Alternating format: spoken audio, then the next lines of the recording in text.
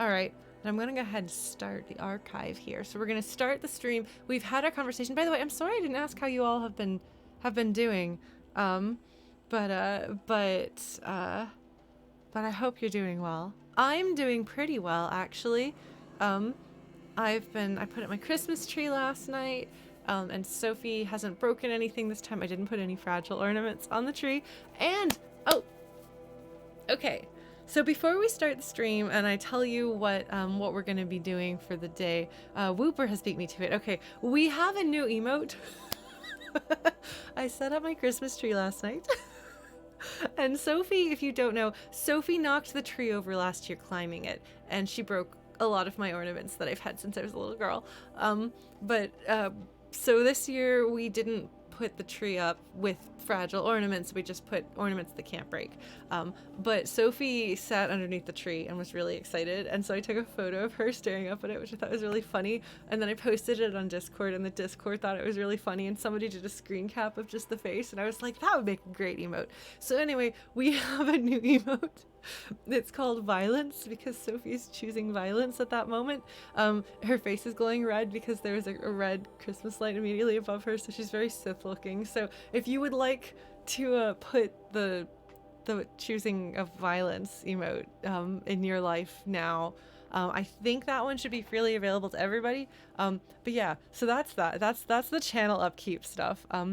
The other news is that for anyone who is just joining us, I have decided that I'm going to beat Horizon Zero Dawn before I leave for Christmas. So we're going to postpone the DLC and pick that up at a later date because apparently narratively that can make sense. And there is some really interesting stuff that we want to get done. Like we have to get the final Vantage Point. That's really important. And a few other little things that we can basically fill tonight with. And then next week we can beat the game. And then I will go out of town for a month and I will stream something else, but not bring my PS4 with me. And then we'll pick up fresh in January. So that's what I've decided. And I asked folks to weigh in, but I actually think for once I kind of actually knew what I wanted, which is rare. So this is good. Maybe I'm learning to listen to myself and my needs and my feelings, which I'm going to model for you because this is certainly a challenge for people beyond me. I know that, you know?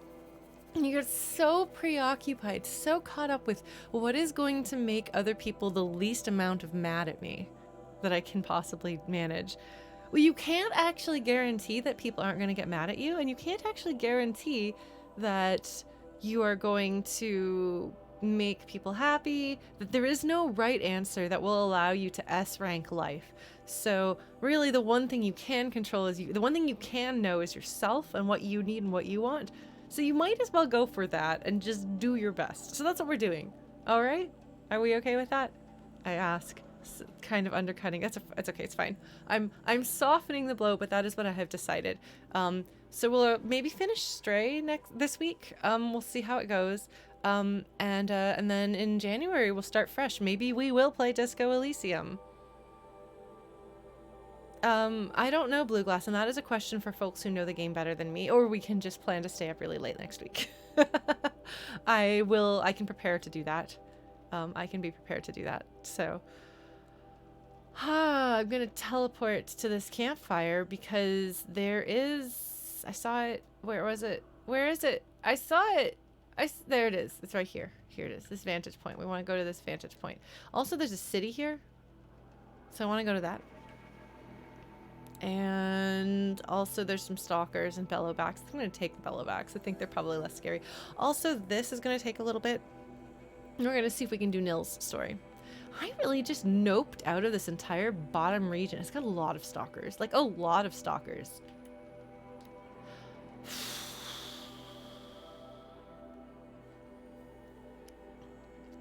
So something that I'm thinking about, obviously, from a gameplay perspective, the deeper you get into a story, the harder the monsters are going to be. So obviously we're not going to encounter stalkers in the Embrace.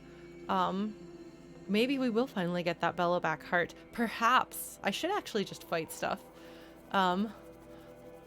I assumed that the end of the game was going to be in this very bottom section because there's so many stalkers and T-Rexes really feel like they're endgame stuff. Now, it turns out that there's T-Rexes and Stormbirds both up in the north section where you have like the penultimate section of the game that I just beat last week.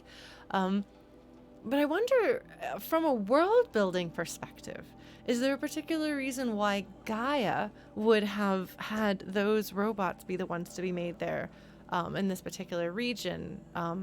Or if it's not Gaia's decision, if it's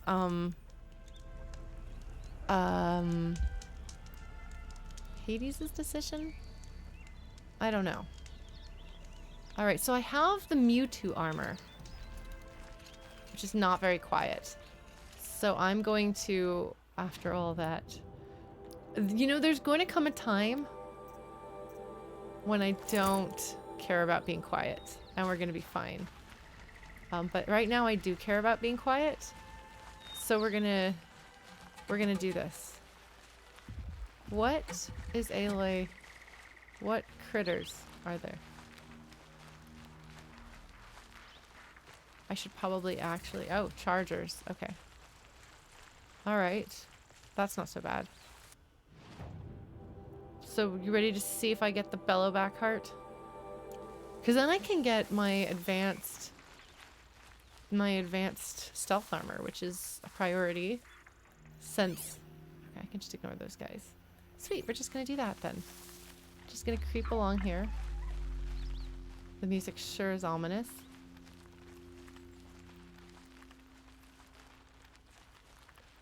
Yeah, well, I wonder though whether the stalkers were originally not... Because the creatures... So we've got the derangement, right?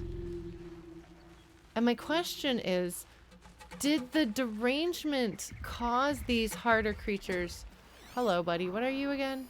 Sawtooth. Okay, I should maybe be a little more careful with you. Where are you going?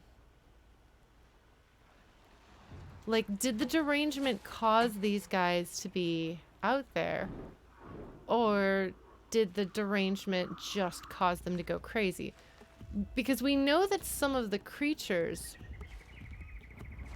Yeah, and this is not actually me asking if you know the answer to this. Sorry, this is me speculating things.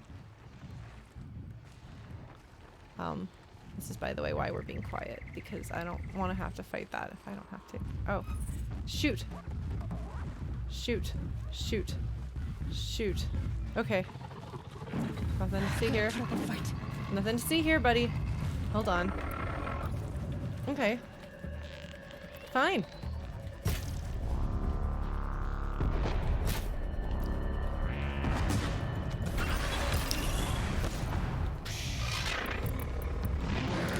Oops.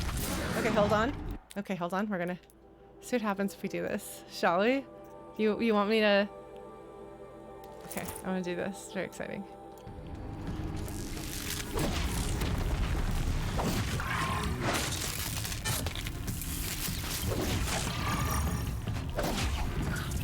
Oh my god, everybody in the forest knows I'm here.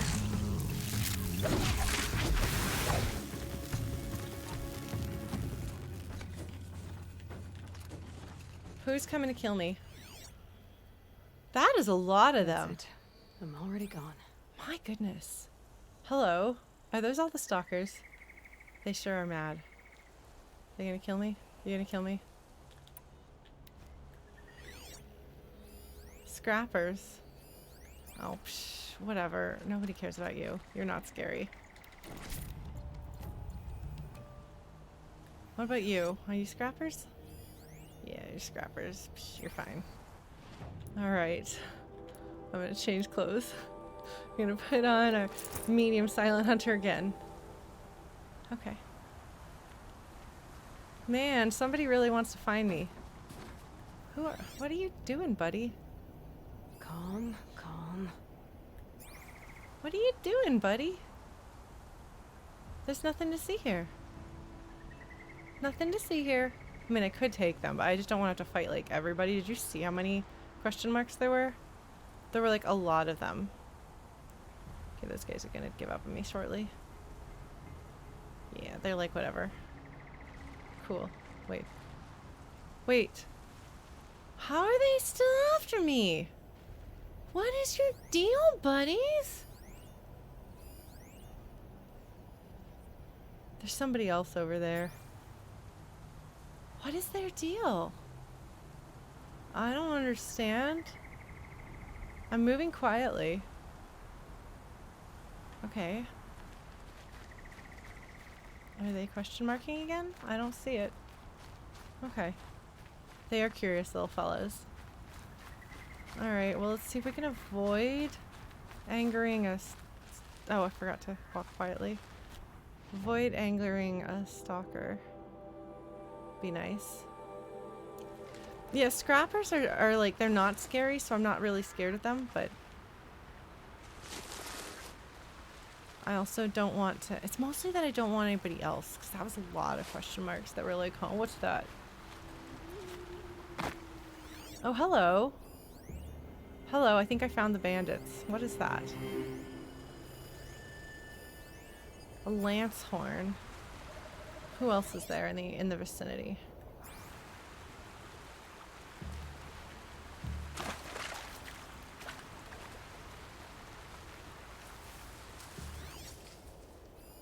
Where are you guys going? What are you doing? Are you ready to get rocked? I'm gonna mess you guys up. I don't know what you're doing here, but I figure, yes, Whooper has the right idea. Hello, bandits. This is a knife. The pointy end of the... Well, I don't really have a knife, actually. Oh. I'm not here. That better not be one of ours.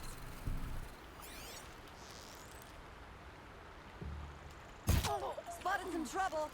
No, you didn't. Where's your buddies? Oh. Your buddies aren't very bright, are they? Okay. Is that all of them? I guess it is. Watch me, like, anger a stalker just by doing this. Probably gonna anger a stalker just by doing this. I'm gonna be like, whoops, I didn't mean to do that. Sorry, stalker old pal.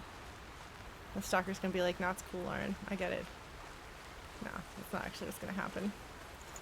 Oh, I do have a new silent spear. Oh, I should probably equip that, shouldn't I? I bet that's a thing that I can choose to equip. Oh, did I shoot a dude over here? I guess I must have. Sorry, dude, I didn't even pay attention to you because you were bad news. Oh. I'm pretty sure that that was a beep beep beep I heard. I'm pretty sure that this is... This shouldn't be stalker territory. Blues, thank you for subscribing. Thank you, friend. Alright, so where's... Oh no, I have silence. Oh, I know, I put silence's lance on my lance. Its melee weapon is a quick light attack. Slow or heavy shock attack. Oh, that's why that guy was shocked. Okay, that I don't think my weapon previously had. Crafting. Can I modify it? Does not appear that I can. I thought I could. Apparently I can't. Oh, modification. Yeah, no. It's fine. Okay, what is the button to disassemble? There we go.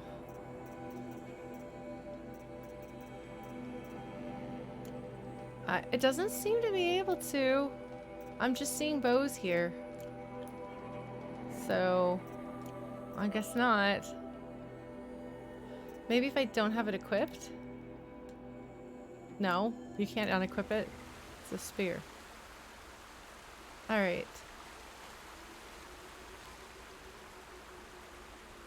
I didn't see, but I did hear what sounded like the tick tick tick of a stalker thingum. Also, Blues, things are going okay. I have decided that I'm going to work towards beating this game instead of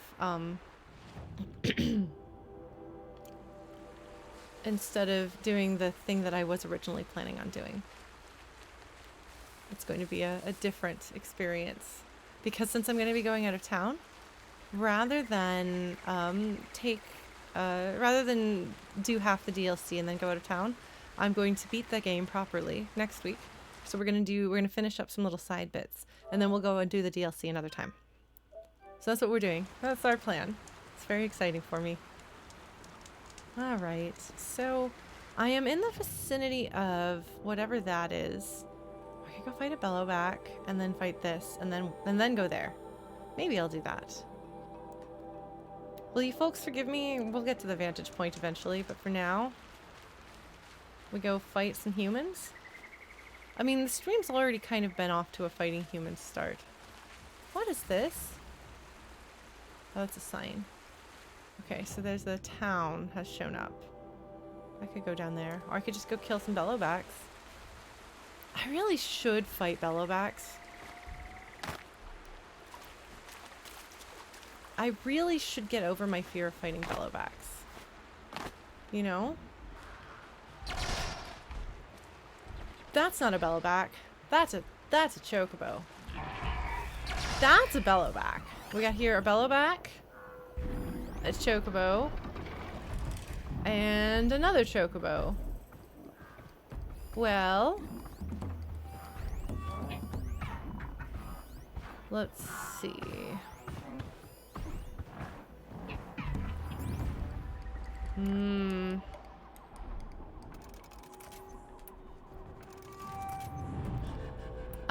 Blue Glass, I'm gonna try to do something shorter and little. I'm gonna do some kind of streams. I'm not sure what. God, these guys are such jerks. I don't like being here. I need the high ground. Can I get high ground somewhere? God, they're such jerks. Or can I override those guys? Actually, can I override long legs? Because that would actually that would make a difference. Long legs. I can in fact override you. Alright, how do I get to you to override you? Man, the music sure is ominous sounding.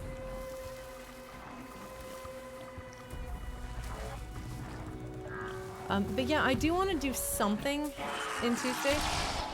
Or on Tuesday, I'm going to be trying to do some streaming in Texas if I can. Okay, what do we got going on here? We got that guy, and that guy.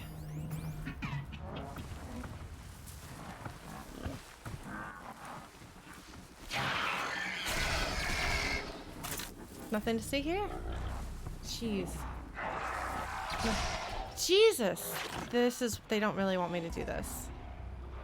Okay, come on, guys. I just want to blow you up. So go the other way. Yeah, that's the spirit.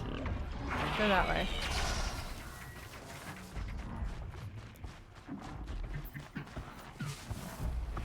Nothing to see here, buddy. Okay. I should be able to... I don't know exactly where, but I'm pretty sure that I'll be able to override one of them. If it were just one and one, that would be okay, but the fact that there's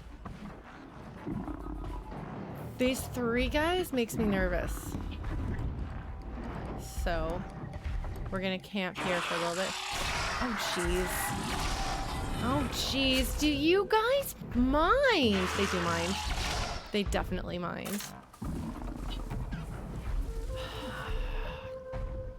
I'm just gonna blow them up. I'm just gonna blow them up. No. No. I'm just gonna get antsy and blow them up. I swear, that seems to be how things are gonna go. No, don't you dare. Don't you spit at me. Don't you spit at me, buddy.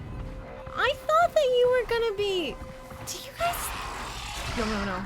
Do not hit me. Okay, you didn't hit me. Okay, you.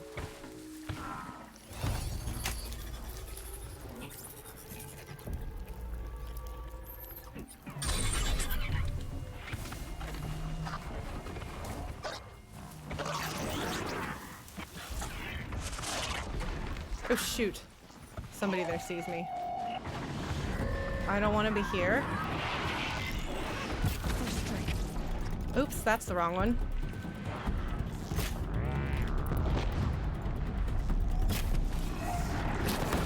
Haha! Yes, that's it. Set your friends on fire. That's the spirit.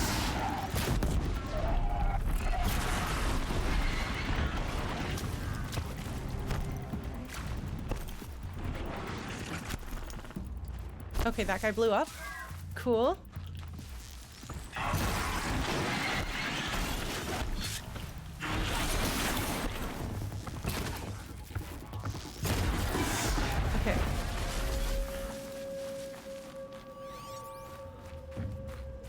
That didn't go too What was bad, this? did it? Alright, let's see. Can we do it? Can we do it? Can we do it? Yes! Do you know what that is, folks? That's my super stealth armor. Oh, how exciting is that? Where'd the other guy? Somebody else blew up. Finally! I'm at the very end of the game and I can finally do it. It's my own fault though. Because I was the one that was too scared of... Hold on. Am I gonna... Okay, no, I'm not going into stalker territory, theoretically, so I should be able to do this. It's in bellowback territory. Okay. Okay. That's right, one shot. Now, I don't know actually that we're gonna have enough uninterrupted streams to do something solid like one shot. Like, I think I might have to do things piecemeal, basically, for that, for Texas streaming. I just want to keep up some streaming. Oh man, okay, so there is right here, actually. Let's go get that stealth armor, shall we? How do you feel about that, folks? Do you feel excited? I feel excited. Finally, I'm gonna get my stealth armor. I have to fight something else on the way. That's okay. I'll survive, maybe. Oh man, can you imagine superior stealth armor? After all this time. Hello, little shopkeeper. Just hanging out here on the other side of the river for some reason. Why are you here, buddy? Why are you here? How are you not dead? This is why. Because of destiny. Because I'm destined to have my super stealth armor. Oh my god. Oh my god. Narrator. Can you feel the stealth tonight? I like that. I like that a lot. If you can continue lyrics, I can't think of anything. Okay, so it's Nora Silent Hunter Heavy.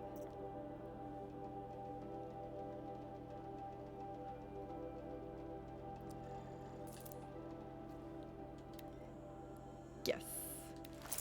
Okay. All right.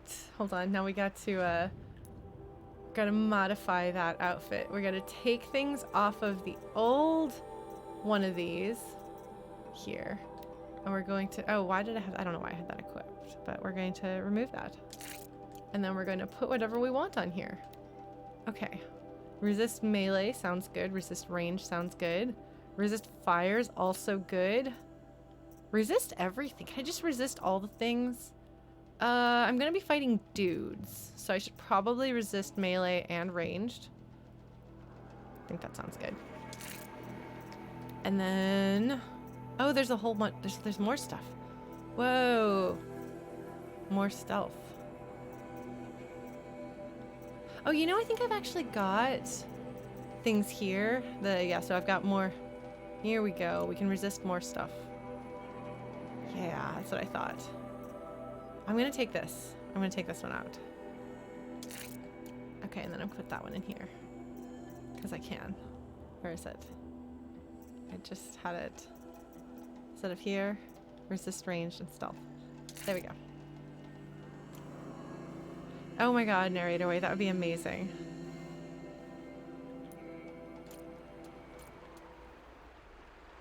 Yeah, heavy stealth.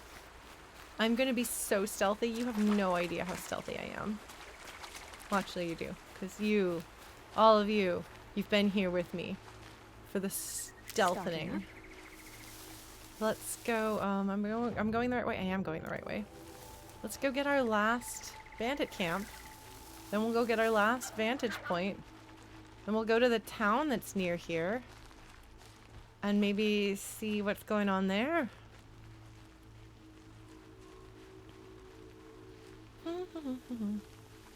I really... Doesn't wash away the scents for now. Mine included. I maybe shouldn't be as afraid of everything as I am in this game. You know? Like, maybe I should just go in and fight these guys. Instead of this. My usual strategy. Like, maybe we should choose violence. Is Nil around?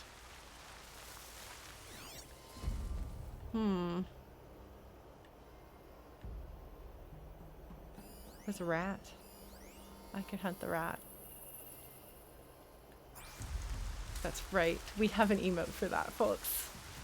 And Chrono tasked you with Chrono tasked you with using that emote, I believe. I, too, have tasked you with it. Let's see, what if I shoot people from really far away?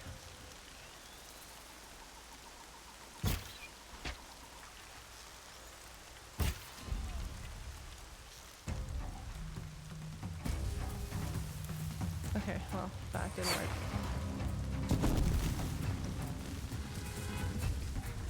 They just know the general direction. Maybe I should... I can see them. They can't see Maybe me. I should take some of them out. Like that guy.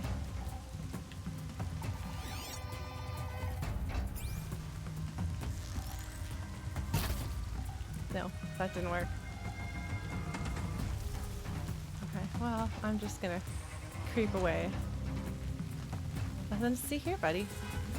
Nothing to see here. I'm just gonna go into these grasses and shoot you from over here.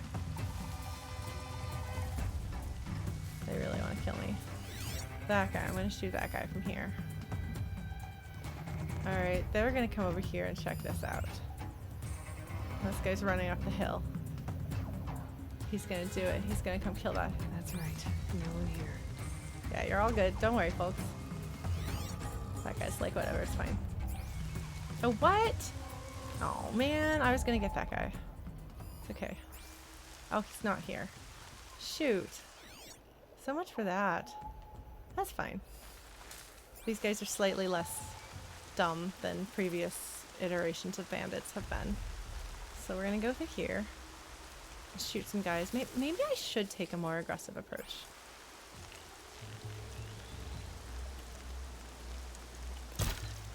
Okay, that guy's down.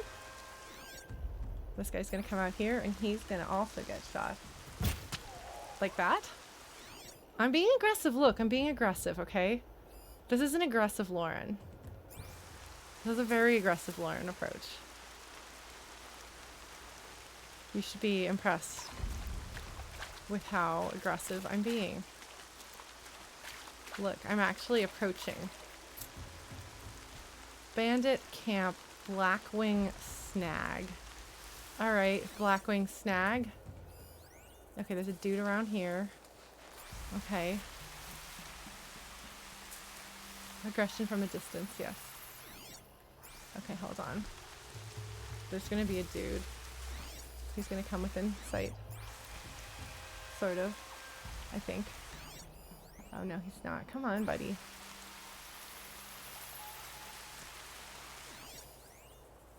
Come on, buddy. I'm actually gonna have to go in there, aren't I? Well, shoot.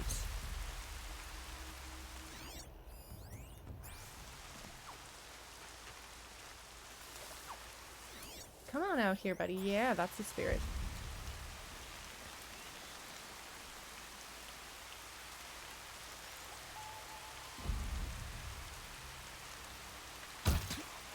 Okay. Sweet. Didn't want him telling on me. There's nobody else approaching, right? Okay, I'm pretty sure there's... No room. You want me to blow you up? I don't want to blow you up. Okay, hold on. That was not good. Oh, I thought there was grass here. There's not grass here. Okay, there's grass. Okay, there is grass here. I knew there'd be grass somewhere in this vicinity. Okay. Alright, there's a lot of dudes. Oh, I probably should have picked off more of them from the outside there, shouldn't I? Well, look.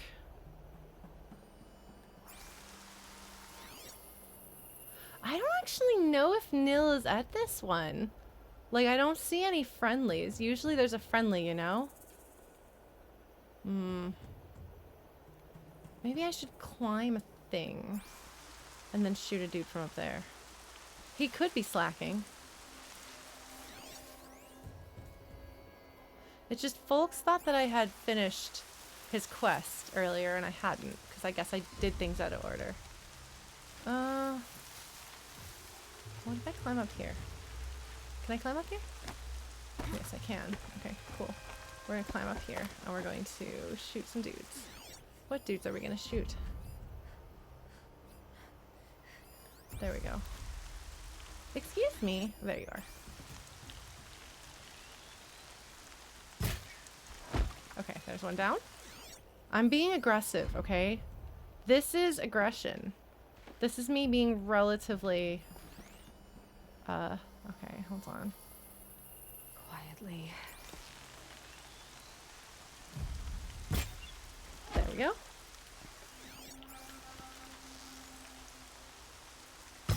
Oops.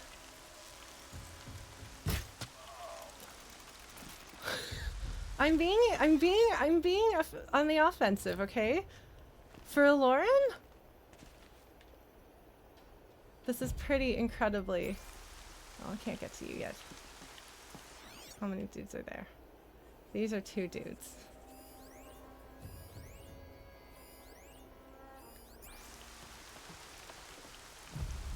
Yeah, so that's why I think that Nil is not going to be at this camp. Because folks thought that I'd seen all the things.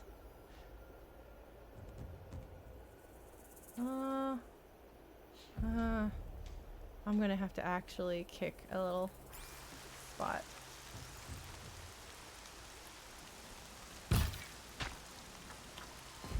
There's his buddy.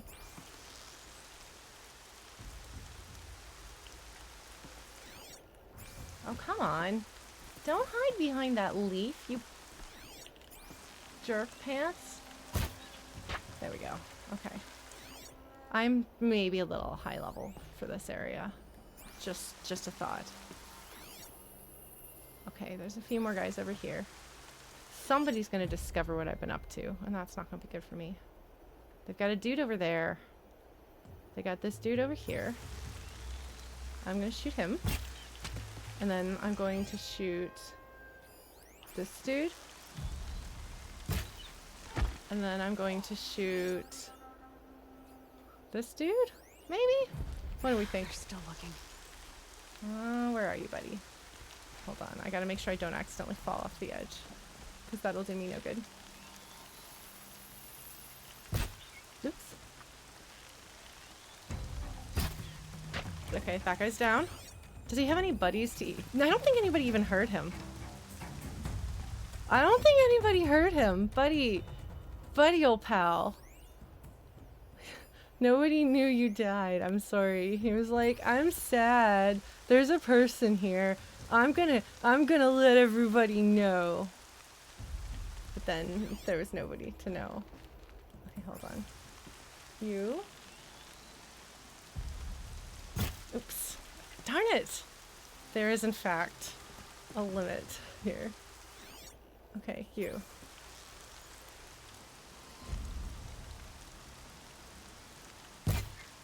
Oh, shoot. Okay.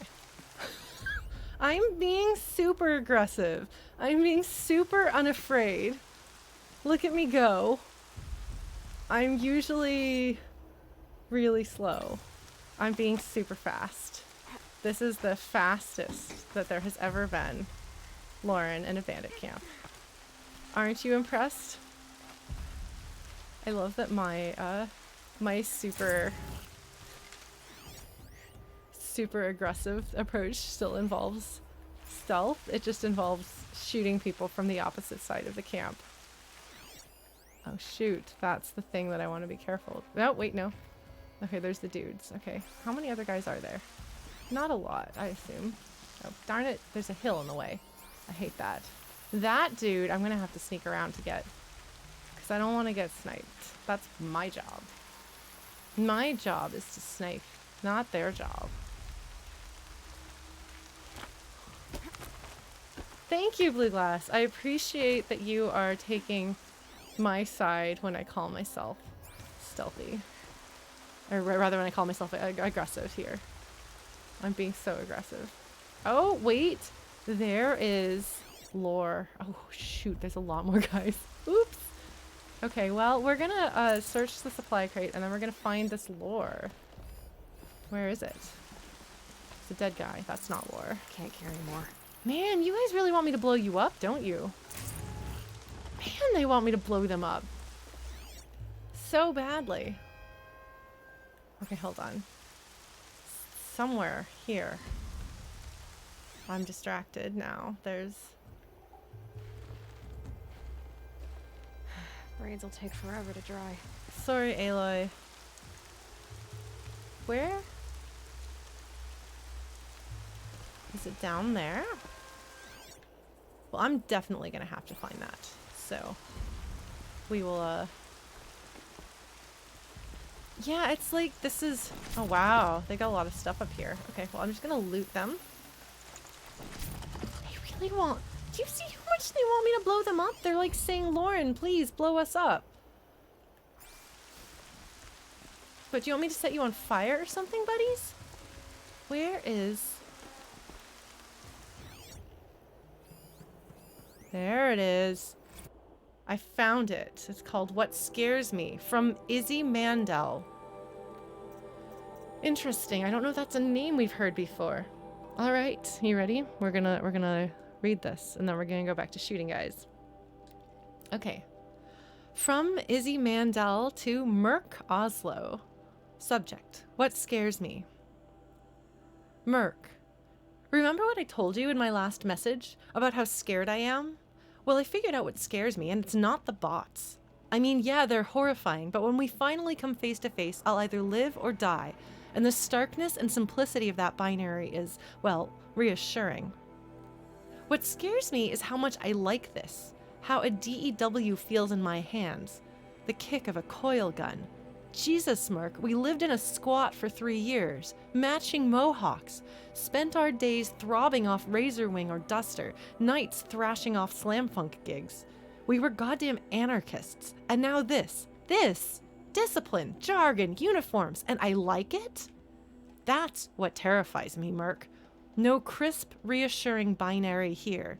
I'm loving what I hate, or hated. So does that mean my entire life was just a pose? Or that the person I was is already dead? I don't know. I try to tell myself it's a different kind of war. Survival, not profits. I try to tell myself it's just a different kind of direct action. I mean, what are the bots if not the ultimate capitalist stooges, right? But thinking just tires me out. All I know is we've got to fight until Zero Dawn is ready. If I end up surviving this, guess I can worry about my politics then. Love to you and little Sid. Izzy. Wow. Oh my god, this gets at the heart of a really... It's funny because as much as this is like, you know, a horrifying specific, like the specifics of this are unique to this game and its setting, you know, nowhere else is going to have this particular conflict exactly. But it's a really interesting framework and context for something that a lot of people do actually have to deal with in the real world, which is what happens when a punk has to get a day job or work for the man. And taken to an extreme here, although this isn't working for the military in a traditional sense, this is, as they say, survival, life or death against the bots who are trying to kill everybody and will ultimately kill everybody. So here is a casualty, here is a civilian.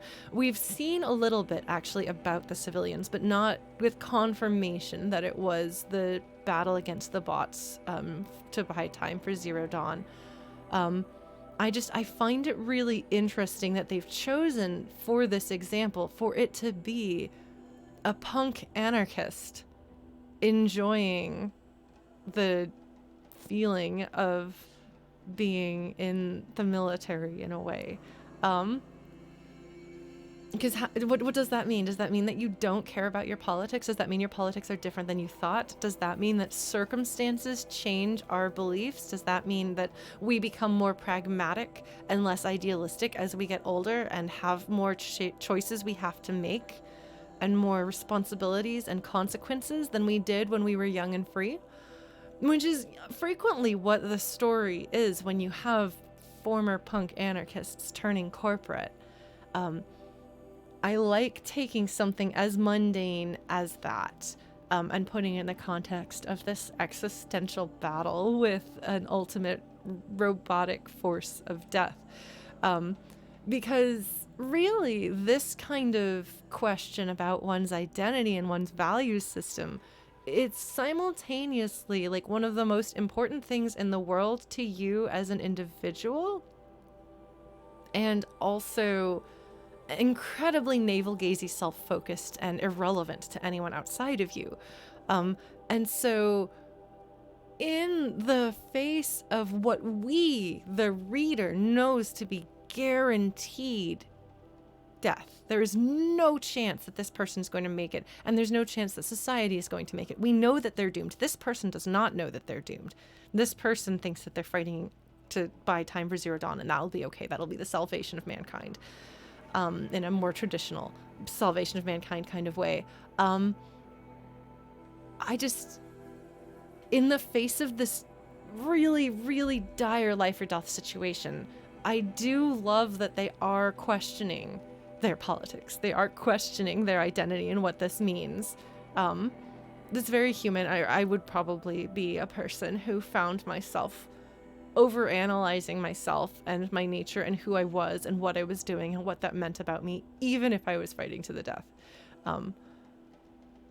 Just because I think and talk a lot. I know that this is news to all of you, but I like this. Also, it's interesting that they're punks, and that's Sid, I assume, named for Sid Vicious. Maybe there's another Sid, but that seems to be likely.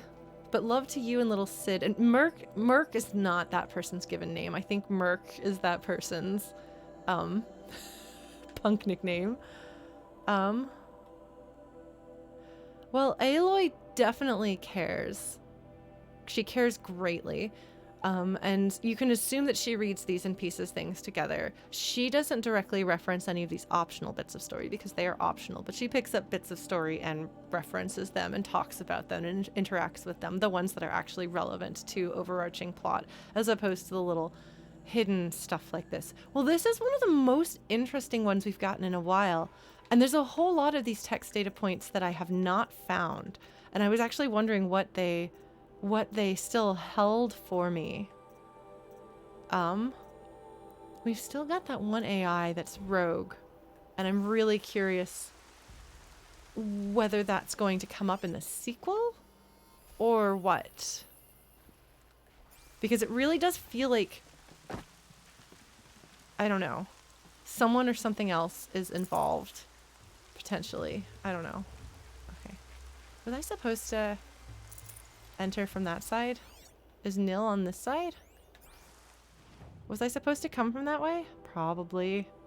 Oh well. This game is so very alive for a lot of reasons, honestly. Okay, there's a bunch of dudes there. Yeah, matching mohawks, it makes me wonder, like, if they were a couple, or if they were like a found family or what. But that is a way, that is in a way a uniform. And so I've seen punks actually deliberate over, man, these guys are much closer together. I'm going to have to actually fight them, I think.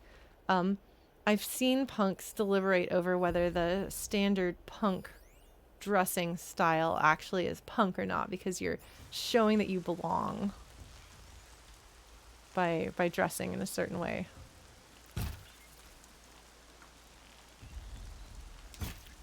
Okay, that guy's down. Nothing to see here, buddies. Oh, there's another guy over here? Oh, shoot. I didn't realize there was another guy over here. I guess I'd better go try to find him. Or her. That's fine. That's fine, too. Nothing to see here, buddy. Nothing to see here, buddy. Oh, shoot. Somebody is trying to shoot at me, huh?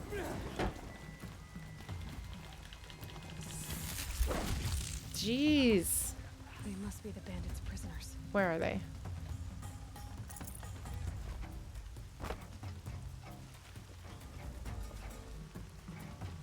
Oops. Hold on. Nothing to see here, buddy.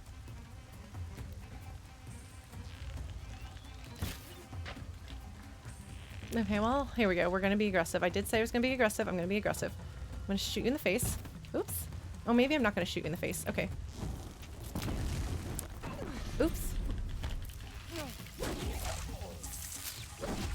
Can't get in there.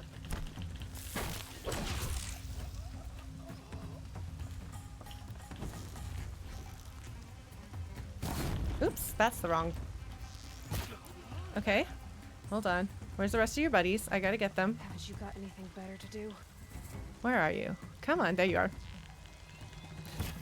There's one. Come on.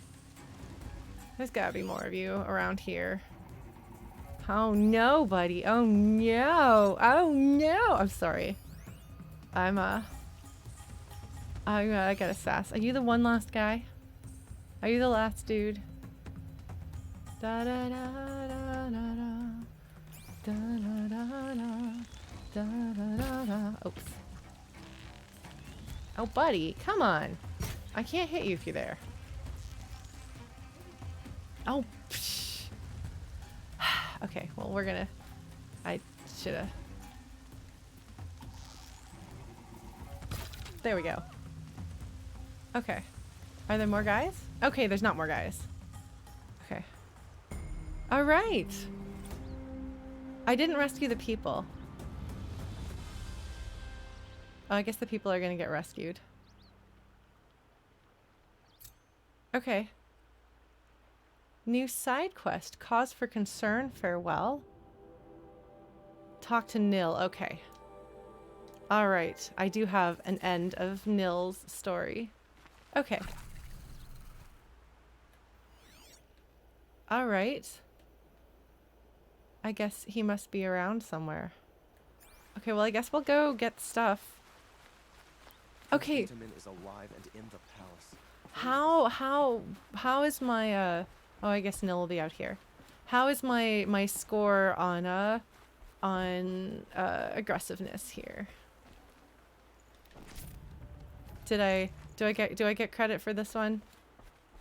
Where are the bad? Oh, I guess there's more bad guys. I guess this is where I was. Gonna run around on here.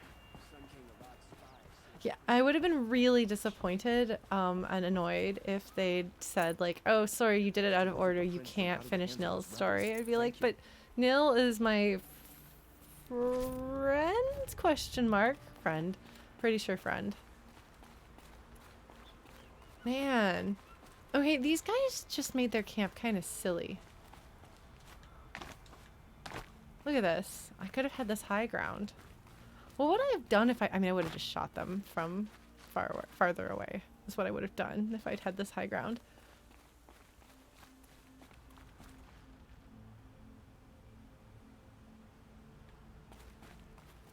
Okay, I want to go save. Here. What is this? No, but look at this. What is this thing that I'm on top of? It looks kind of like a boat.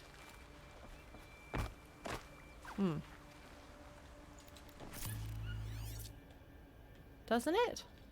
Look kind of like a boat? Presumably it was something to fight the robots. Since we know that there was robot fighting happening in this vicinity because we found the lost, what's it called? We found that person's lost email. Our poor punk friend. Oh man, they've got watermelons here.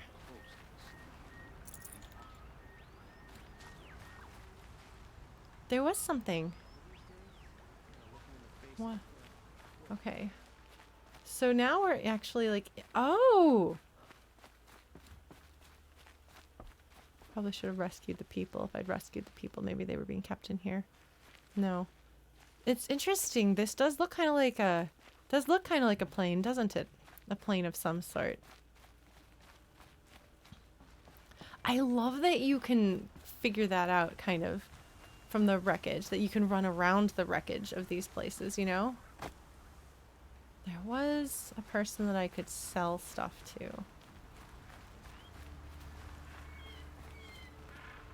Yeah, well, that's part of why I was wondering what the thing was, is I was wondering, like, what it could be that the military person was in.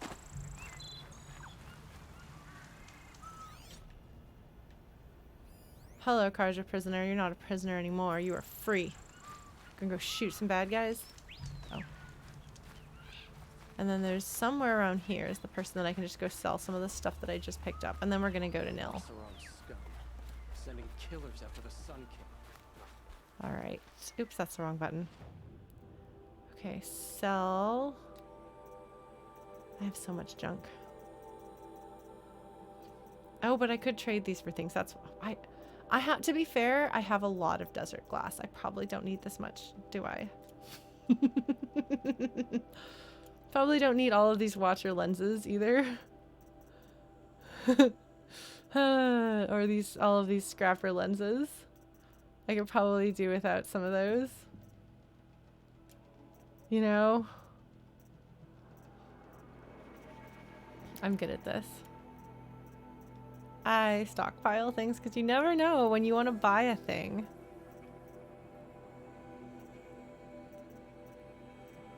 Okay. Yeah, there's a lot of this stuff. I mean, it's like, in a way, it's like, it's a little late for me to be going through this, like, clearing out my inventory, because, like, we're done. Basically done with the game, but whatever. It's fine. It's fine. It's all good. God, I have a lot of things, don't I? I have so many things. How do I have so many things? Why do I have so many things? I'm glad that I have a Deathbringer lens. No big deal. Just Deathbringer lenses, you know. That time I fought a Deathbringer.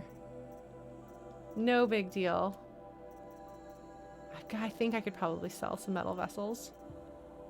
Okay. Oops. Did I do that right? I did. Okay. Alright. Then let us go finish Nil's story, shall we? And then we'll continue onward to the rest of our quests for the day. It is nice of them to teleport Nil in to whichever bandit camp you're at. God, there's the spire. They're leaving. Who was approaching? Aloy? Who are you nervous about? What bad guys did you think saw you? Is there a stalker or something that I didn't sense? I don't know, man.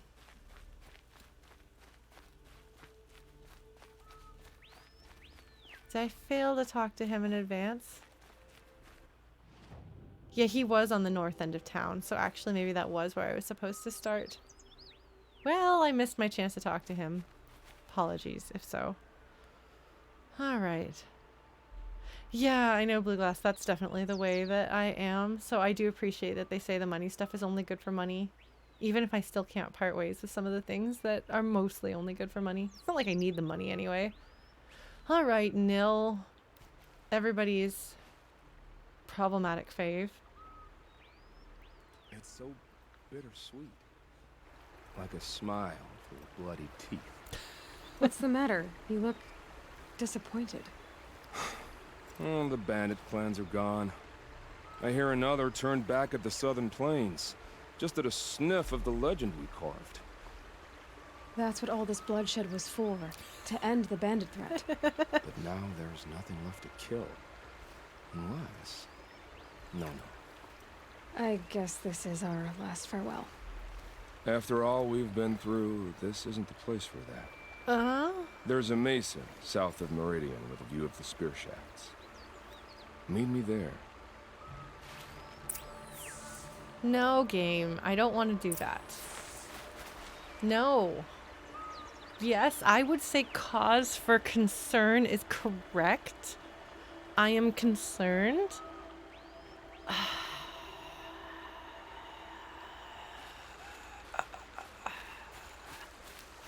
I do not like the direction this is going. Aloy, I'm sorry if the story makes me have to do this. It's very concerning. Right, Blue Glass? They are correct when they say cause for concern. He dotted. Atop the mesa south of Meridian. Alright. Well. Shall we do that? I don't know where the mesa south of Meridian is, so maybe I'll just go to the Vantage Point in this town out here instead. I don't want to have to fight him to the death. I'll tuck that away. We do know where Spear Shafts is. I don't remember where that is, but I know where that is. That's one of the tall necks. There's a Spear Shafts tall neck. That's farther south, actually. That's not close to Meridian. That's like south-south. I think I wasn't supposed to do this one at this point. So I was not supposed to be already southish. Boop, boop, boop, boop, boop, boop, boop, boop, boop. Hi, Austin.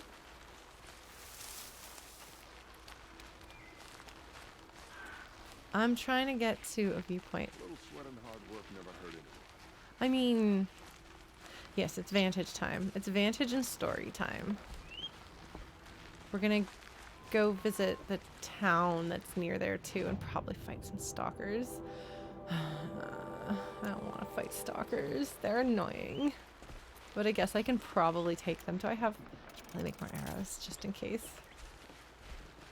The one thing I don't like about making more arrows is that, like, what if I... Like, I assume you can make too many arrows and then you, like, waste stuff. And I don't like that. So instead I just never have a full thing. I can't spare the weight. Yeah, I'm not gonna blow things up. I do not care enough about blowing things up, apparently. Alright, yes, this is the right way. I do have the power of Elizabeth and Mewtwo on my side. No, that is a very good point. Narrator way.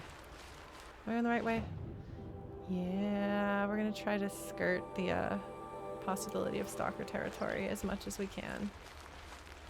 I'm just gonna have to fight them. I'm just gonna blow them up. It's fine. I can take them. I'll just put on my Mewtwo armor. I'm so excited. I will say, one of my favorite things has been that I can talk about Mewtwo armor.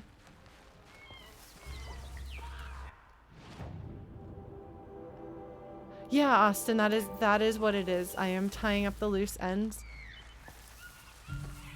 And I'm going to and then I'm going to finish up the main story next week. And we're going to do the DLC at some point in the future. Because I'm going to be going out of... Sorry, everyone, you're going to hear this a bunch. I'm going to be going out of town next Friday, actually. And so rather than leave things half finished, I am going to try to reach a nice stopping place. Take a month off, reevaluate.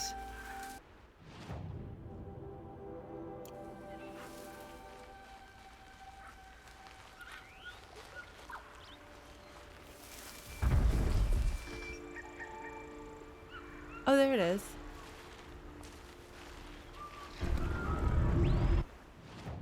What's exploding?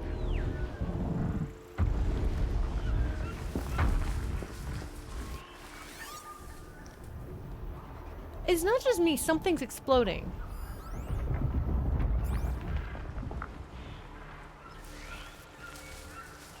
That's a rock moving.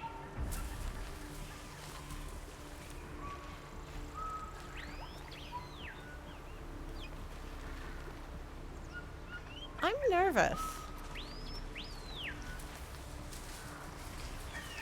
Oh, there's a big guy over there. Okay. Well, that's the thing I want to get to. I just have to figure out how. I did, Austin. In fact, last week, I think it was last week, the week before last week, I kind of accidentally finished the Hunting Lodge story.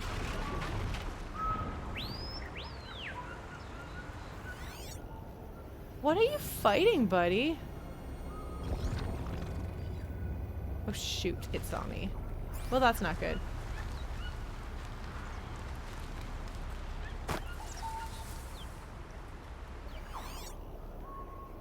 Okay, I guess I'd better put down some, where are they? Here we go.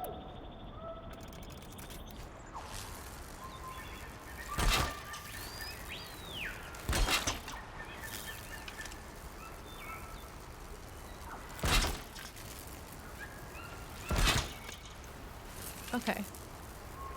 That might cover things for me a little bit better. We'll find out. I did see that story, and I liked it. I was somewhat less motivated by it than I had originally hoped. In that I didn't get quite as emotionally invested as I had wanted. Okay, that's not a thing to climb. But I did like it. And I liked the characters. I'm not liking the sounds of this. Speaking of not liking. We're just gonna run around here, and I guess if a stalker fights me, I'll fight the stalker. This must be Sunstone Rock. It's being attacked by machines. What is Sunstone Rock? What is the deal with Sunstone Rock? I'm coming here because it's a vantage point. I don't remember there being a plot that had to do with it, but there maybe was.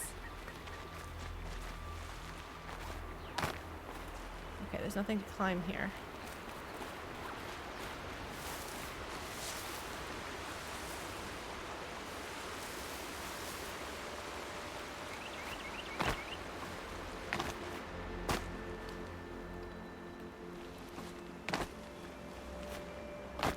There's probably a way I'm supposed to actually get up there.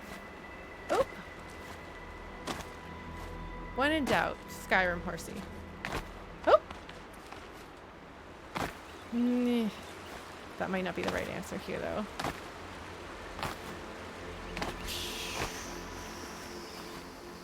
Oh man, I don't think Skyrim horseying is going to work here, folks. I tried.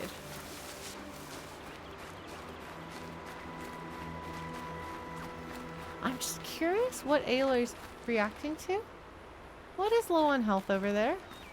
I don't think I like that. There's several things in there low on health. Which means that they've been doing some sort of damage. Okay, so that's how to get...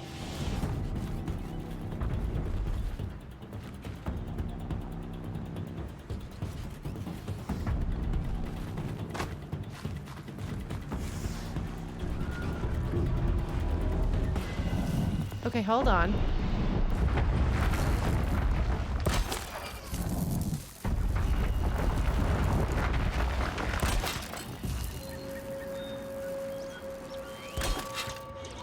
Okay, so I wasn't wrong. There are totally rocks being thrown around.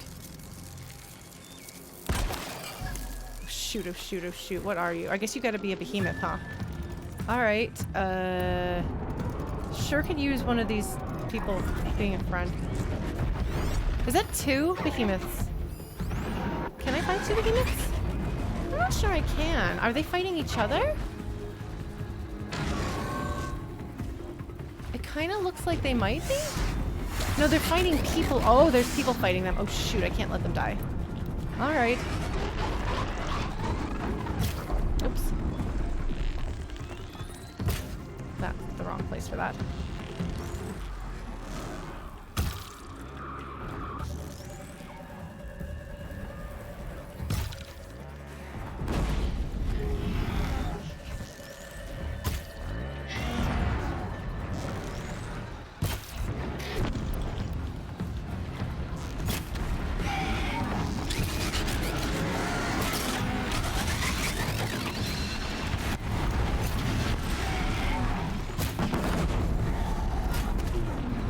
There's one down. Ooh. Okay, there's another guy up there. Alright, buddy. Here's hoping that, we don't wind up with some...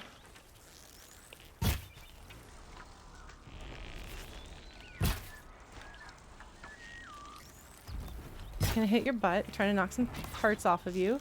The more parts I can knock off of you, the better. Don't you dare! Don't you dare! You get back here, buddy. You get back here. No, you're supposed to be here. Don't you dare. You leave them alone. You leave those people alone.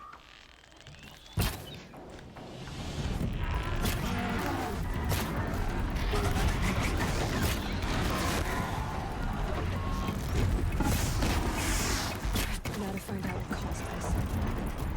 I would say it's the behemoths. You pulled us out of a tough spot, Outlander. Welcome to Sunstone Rock. You should speak to Warden Janeva inside. Wait, is this the town? I think it might be. Oh! Oh, Sunstone Rock is the town! I thought it was the name of the... Okay, shows that I know. I don't know anything. Oh, did I take out 3 the other time? Oh, look at that. Settlement.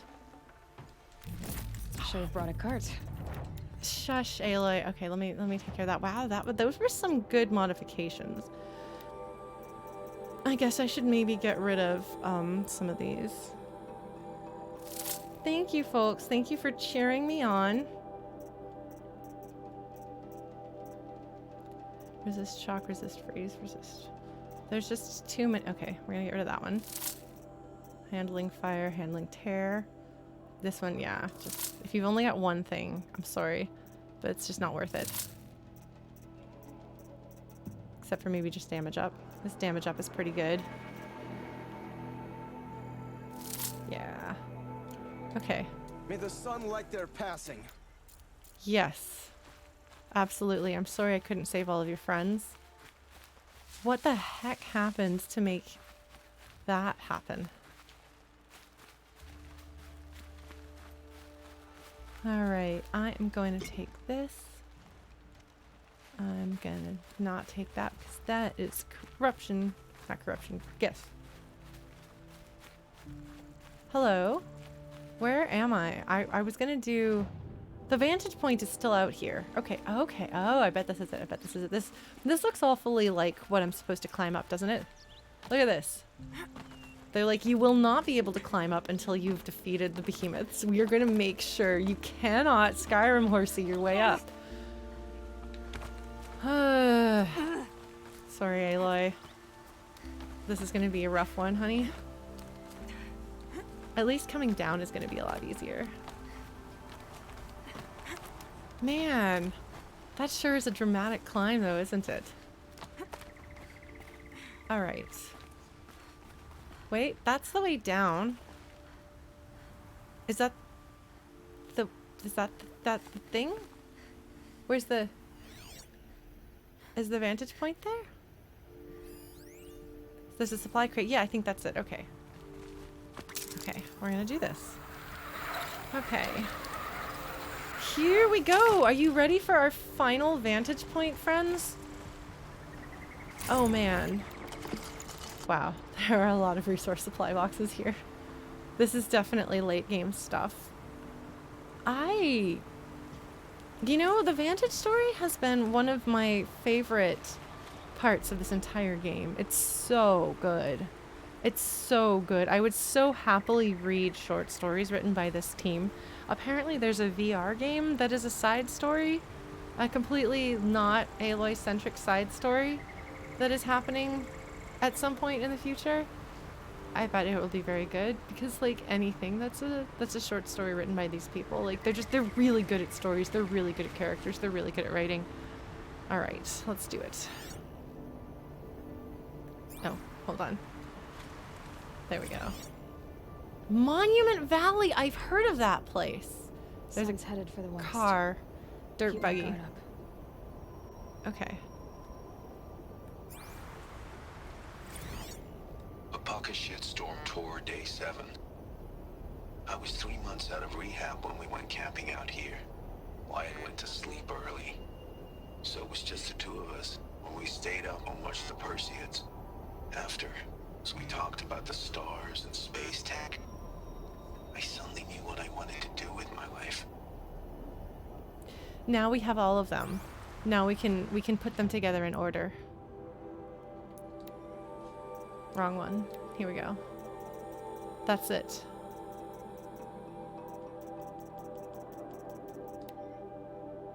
Okay. Are you folks okay with me putting this in order? We're gonna listen to them all in order. Okay.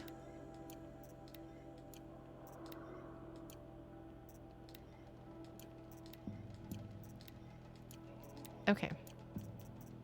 We're gonna do this. We're gonna listen to them in order. And then we're gonna read that story. Oops. Oh, can you not? Okay. Oh, there it is. A pocket shitstorm tour, day 1.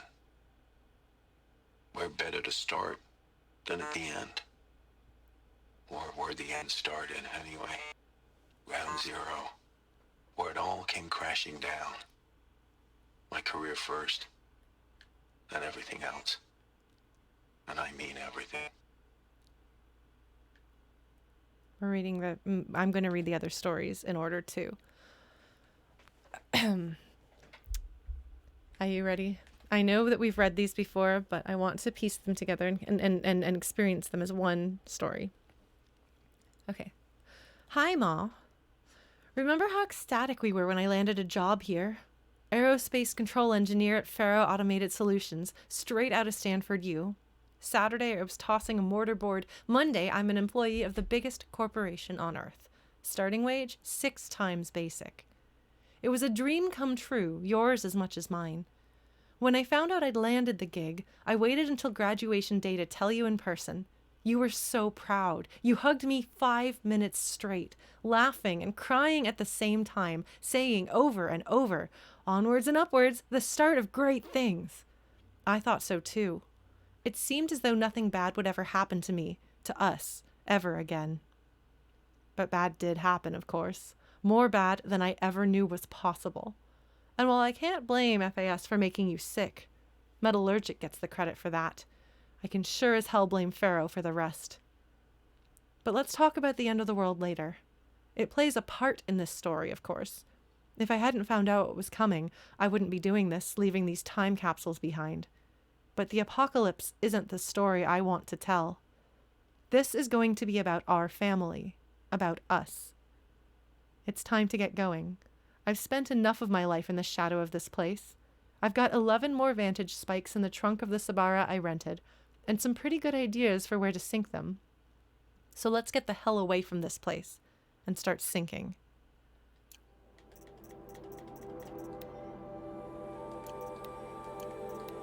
Where is it?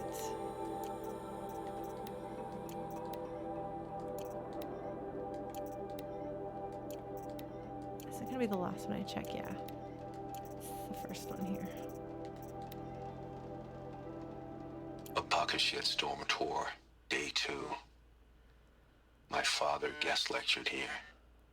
A 300-level military history course on the age of human air power. Might as well have been teaching medieval siege tactics. I was 8 when he died. Hi, Ma. You brought me here once to see Baba teach. I didn't know it at the time, but the class was like something out of the 20th century. He stood behind a lectern in a real space lecture hall, raising his unamplified voice to be heard by flesh and blood cadets seated in plastic chairs. This being 45 or 46, our air forces must have already been 60 to 70% automated, but the academy was still old school, literally. I suppose the quaintness of the setting fit the subject he was teaching, the age of human air power, 1909 to question mark.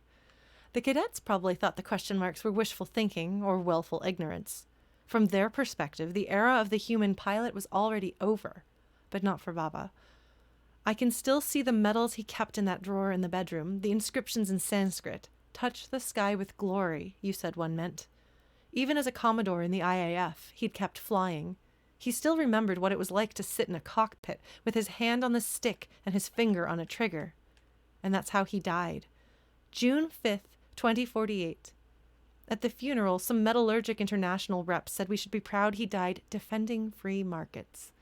Even then I knew that was a lie. He died defending Metallurgic International's claim on a tantalum mine. That's what he died for. And why stop the truth-telling there? Really, he died because Metallurgic International wasn't yet rich enough to afford a fully automated fleet, because it wasn't cost-effective to upgrade a military surplus razor wing with improved electronics warfare gear. He died because human combat pilots were just as obsolete as the crates they put them in, and just as expendable. When he spiraled into the jungle, our family crashed with him. For weeks he couldn't get out of bed. And then came the hospital, me staying with neighbors. Even after you recovered, even when you said all the right things and promised we'd be okay, I didn't believe it. Something had broken between us. I felt like an orphan, and nothing seemed to matter anymore, which is how I lived for the next 7 years, until it almost killed me. Hey, Ji-young, welcome. No, I'm not on PC. I'm on PS4, actually. I have a capture card. We have just gotten the last of these, and so we're going through one at a time, and we're going to just put the entire story together. A pocket shitstorm tour, day 3. I was 13 when I broke in and vandalized this place. Me and that kid, I think his name was Star. It was my first arrest. A real banner day for the Mahdi family. What a messed up kid I was. This is the first one I found, I think. I think this is the first one I found. Hi, Ma. Like me, Star was a problem kid, but he wasn't really smart enough to get into trouble on his own. I didn't tell him my real motivations, just made breaking into the museum and vandalizing it sound like a fun thing to do high on Duster. I was only 13, but my combined interests in tech and drugs had already acquainted me with the basics of hacking security systems. I used a jammer to bypass a window alarm, and then I got to work. I toppled hollow exhibits, smashed dioramas, yanked display panels off the walls, and smashed those too. I forgot all about Star until he yelped about flying glass. He was just standing there, holding his cheek, staring at me with big scared eyes, whining about how this was crazy and I was going to get us arrested. He was right about the arrest. Getting caught was part of my plan, but wrong about the crazy. My one-boy orgy of destruction wasn't some kind of drug-soaked psychotic frenzy. It was a calculated attack. Not on the museum. On Wyatt. You'd started dating Wyatt a few weeks before, and I didn't like him. I wanted him gone. When you had him over for dinner, one of the many boring things he droned on about was how he served on the board of the museum and oversaw its technology purchases. Anyways, I was saying Star was right to think we were going to get arrested. It went down quick. Star began screaming about how he was burning all over, and next thing I knew, I was face down in a mound of expanding foam. The police bots never even warned us. Compared to Star, I got off easy. I've never been on the business end of a microwave gun, but they say it hurts like hell. I was still picking bits of that foam out of my hair a week later, though. Fines and damages came to 18 months of basic income. So it wasn't just shame that my actions brought down on the family, but financial catastrophe too. Which is why the plan backfired. I didn't push Wyatt away, I handed him a golden opportunity. He stepped in and paid the bill, and it was only another month or 2 before you got engaged. It's weird, but lately I've been dreaming about that night. I keep seeing the first projector I toppled, watching that hologram of a pioneer woman slew sideways and spin to the floor like a bowling pin as the emitter crashed over. A zap and a flicker, and she was gone. History shorting out, kind of like now. I wonder if anyone will survive to build museums about us. God, the writing is just, I'm sorry, it's so good. The like individual lines are so beautifully written. Where is day 4? Is it like back here? Yes. A pocket shitstorm tour, day 4. It's hard to believe Metallurgic International used to be headquartered in this dreary old ziggurat. Wyatt's office was on the 2nd floor from the top. If Emmett had a policy against workplace romances, he probably wrote it. I don't remember what difficulty I'm on, so probably standard. All right. And sorry, I know this is taking a while, but I think it's good. I really want to dig into the story and consume it all, like experience it all, like immerse myself in the fullness of the story from start to finish. All right. Hi, Ma. Looking back, it's almost comical how much I detested Wyatt. I hated everything about him. His lumpy face, his bad skin, his always calm voice, his out-of-style suits, and especially his stupid cowboy name. I don't care how badly you want to assimilate. There is never any excuse for naming your kid after a gunfighter. I couldn't believe you would replace my Baba, a decorated combat flyer, with a corporate drone.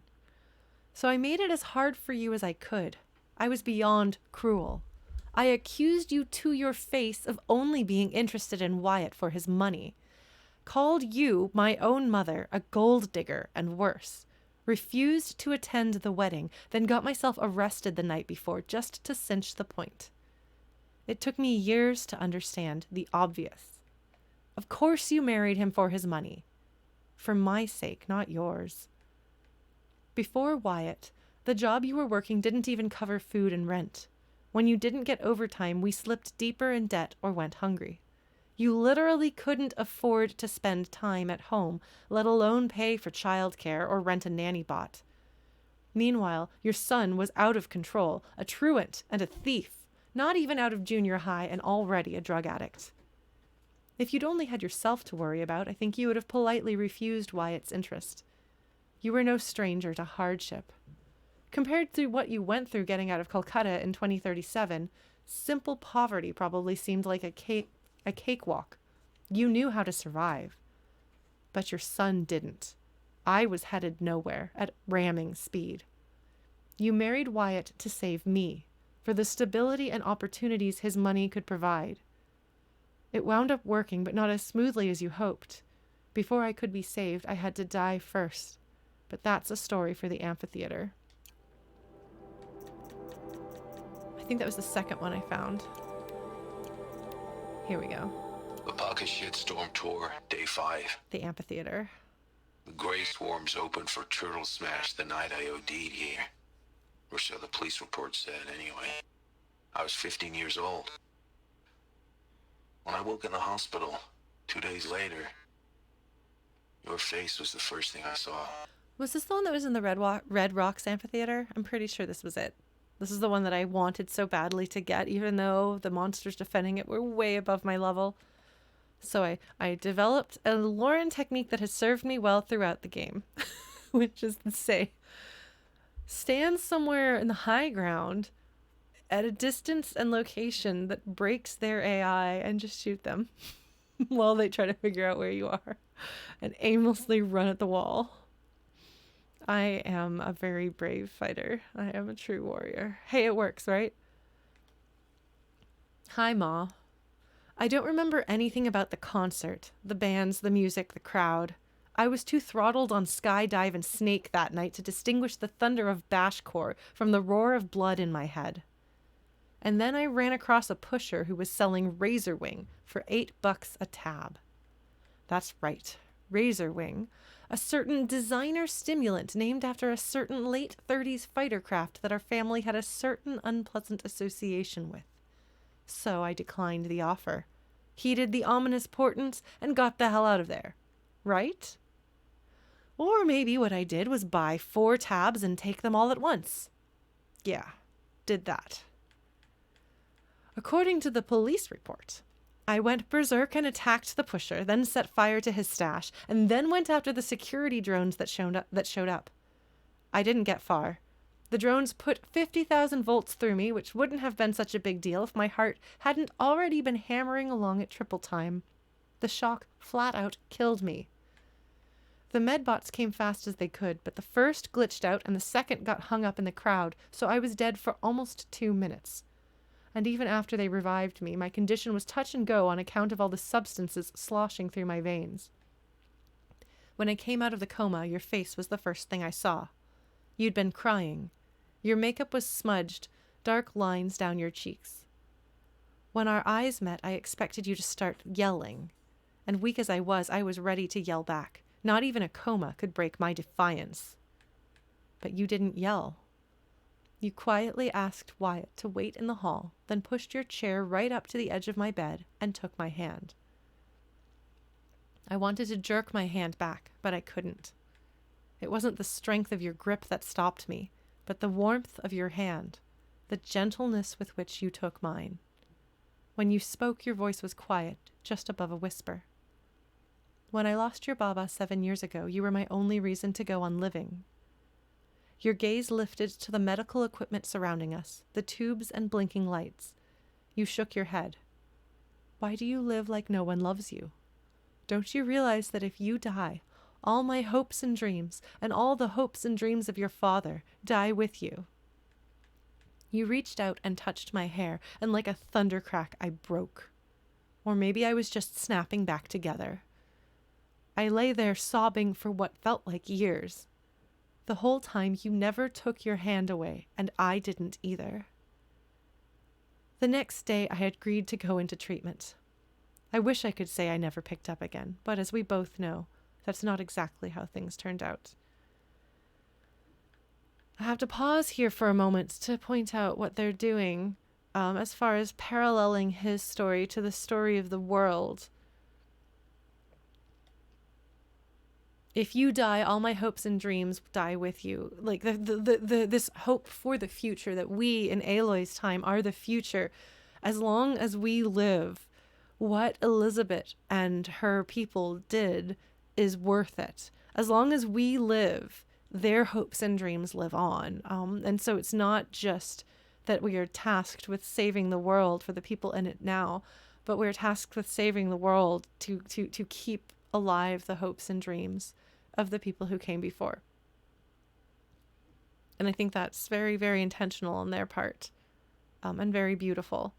And there's a lot that is being studied in this game about what it means to live on, what it means to be a child of a parent and to lose that parent, and what it means to be the child culture of a parent culture, and what it means to have lost them. You know, I don't know. I want 6. Here we go. I'm just gonna keep going. A pocket shitstorm tour, day 6. I was fresh out of rehab when we saw the metallurgist play the Hearts Wayfarers. The Emmett jersey looked pretty funny. Hopefully you're sorry. I love the way that they casually incorporate his culture in here so that you know that this character, who we get to know better than just about anybody in the game, who is an absolutely central role, is not just some white hero who has a white bread American background. And his heritage and what that meant for his parents as immigrants is part of his story.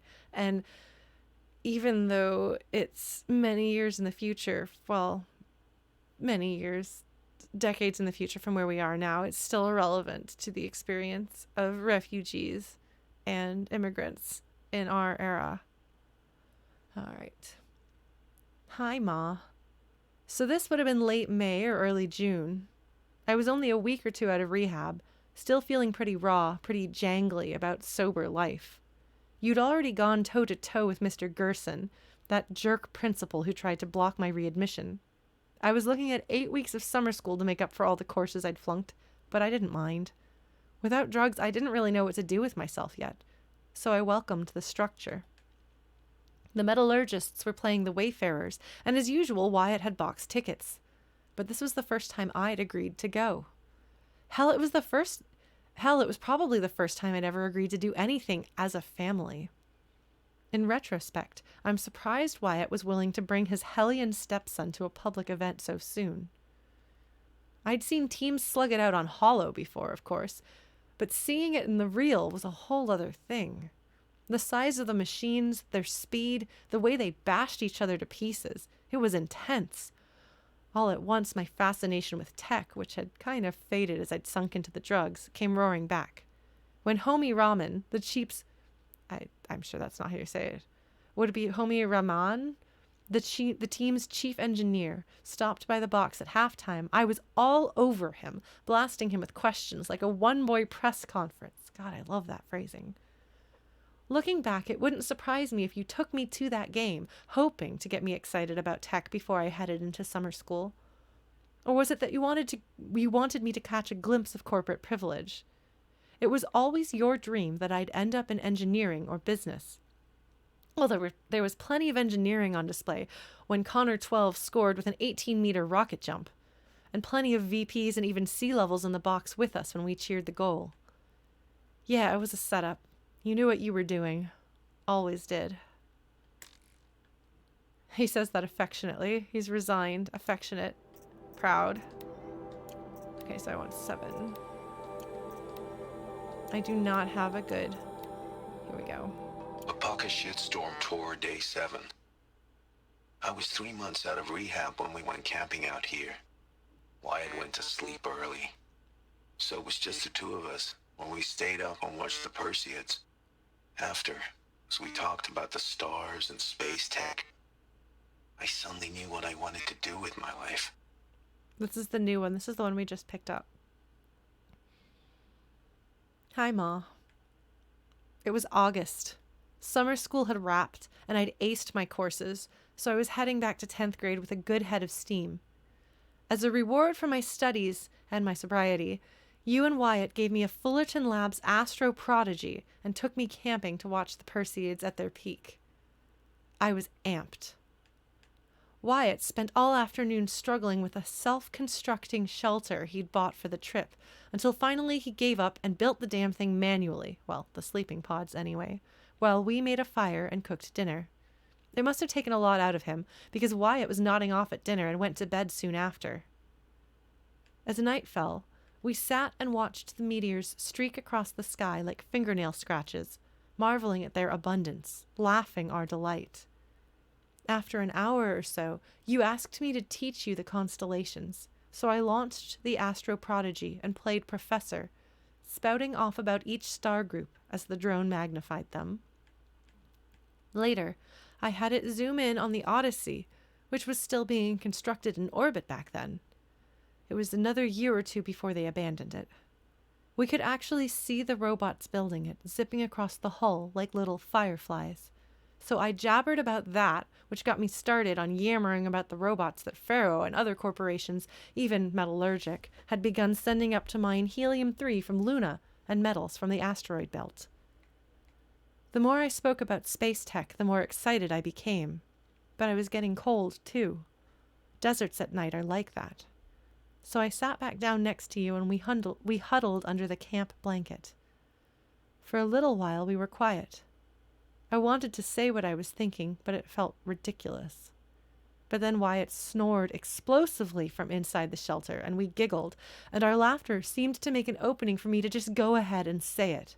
That I, your delinquent son who'd almost flunked out of high school, who'd nearly died of an OD at a Bashcore concert, wanted to be an aerospace engineer and make the sorts of machines we'd been talking about.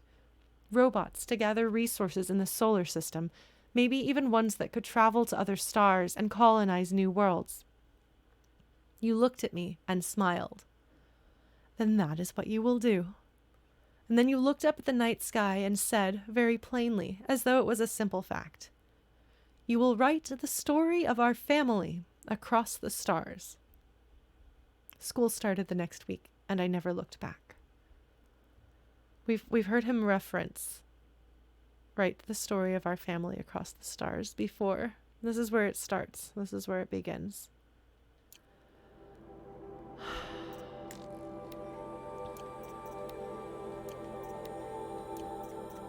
Sorry, I can't keep track of these.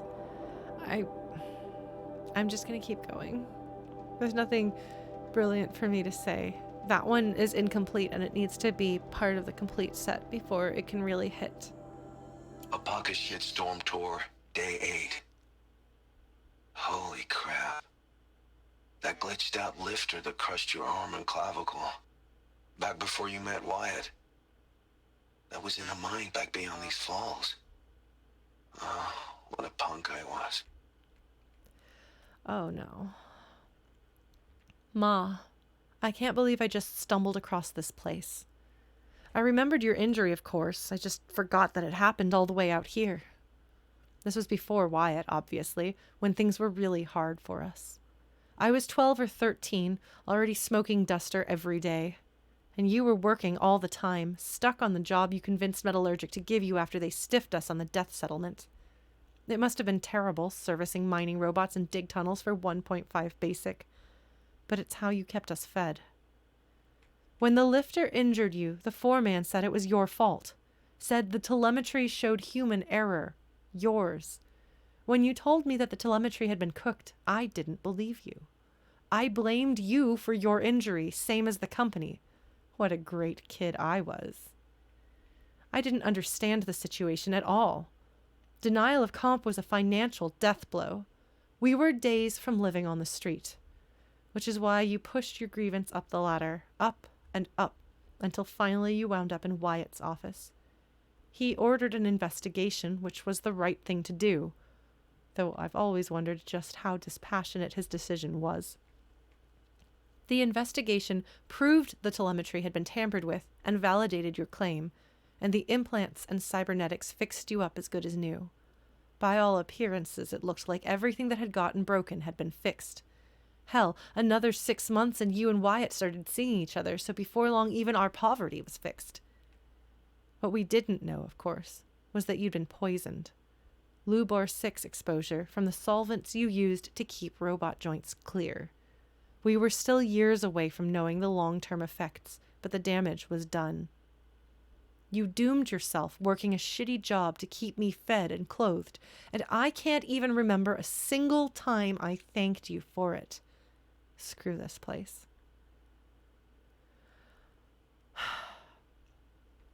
One of the things that I have to point out is basic. The idea of universal basic income is supposed to be that you can live off of it, that you won't starve to death, and you'll have a roof over your head.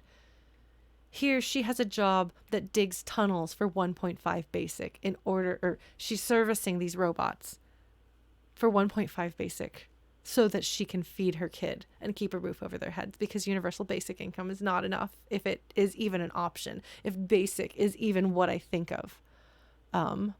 When I say basic, I think of universal basic income, and I think that that's what originally perhaps it was supposed to be. But something went horribly wrong because somebody saw a way to make money and profit off of it. And people in power will always, it seems, find ways to consolidate their power and increase their profit if they can get away with it, no matter what the costs are to other people, no matter how terrible. We need day 9 now. It's funny, I remember it feels like a long time ago that I found these, that I didn't know the main story. I was still piecing things together. Now it all fits neatly, perfectly together. A pocket shitstorm tour, day 9. I was setting up my tent right here when Wyatt's call came through. I came as fast as I could, but you'd already slipped into a coma. We never got a chance to say goodbye. I'm sorry, I'm gonna have to do this to us again. Hi, Ma. My plan was to go camping here after the Amos 15 launch. I'd been working overtime for the past 9 months, so I was pretty frazzled and figured I should take a weekend to relax before crunch started up again. I was setting up my tent when Wyatt's call came through. He said it was an emergency. I called a lift spin vert and made it to Denver General in less than 27 minutes. I was too late. You'd already slipped into a coma. I didn't understand how that could be, but when I told Wyatt to explain, he just kept choking up, waving me toward the care station. So it was a holodoc that broke the news. How you'd been diagnosed a year earlier. The adverse reactions to gene therapy and polymer vascular replacements. The 6 months of mobile dialysis. I couldn't believe you'd kept it all secret from me. Even at the height of crunch, I called you once or twice a week. So you just sat there, listening to me enthuse about my latest project or complain about workplace politics. And all the while, you were dying. It didn't make sense. I marched back to Wyatt, cornered him, and demanded that he explain. He said you hadn't wanted to distract me, that I was doing important work and needed to focus. You know, as though the latest Amos launch and the palladium and rhodium it bring back to Earth mattered more than the Ma who was already here. Wyatt kept saying how proud you were of me. He even parroted that onwards and upwards phrase of yours. He said I should get back to work, that that's what you would have wanted, that he'd stay at the hospital and keep me informed. I didn't go back to work. I called in. It took arguing my way past 2 supervisors, a labyrinthine automated HR menu, a human resources AI, and an anal defensive benefits executive to activate my personal leave. But I did it.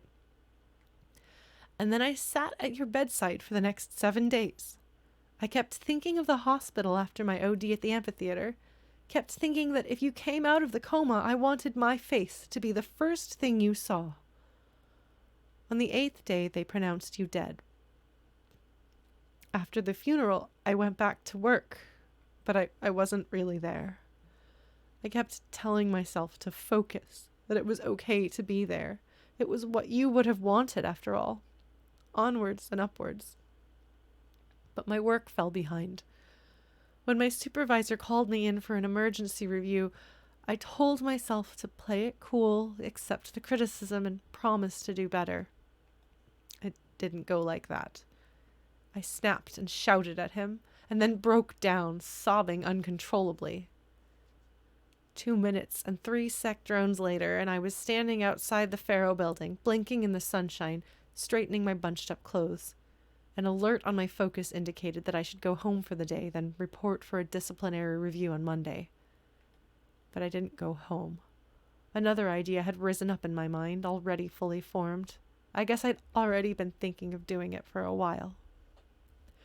I took a lift spin to Pioneer Park.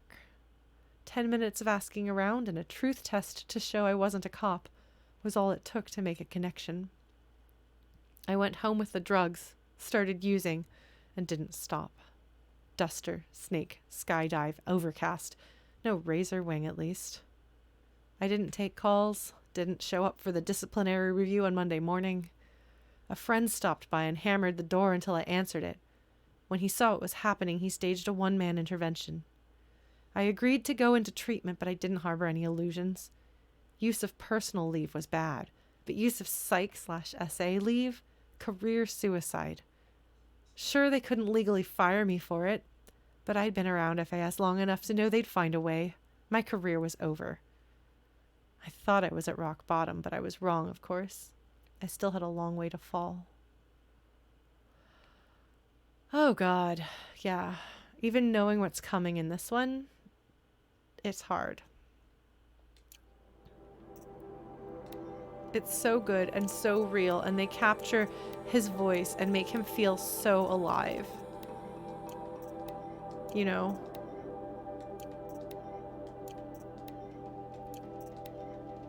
A pocket shitstorm tour, day 10.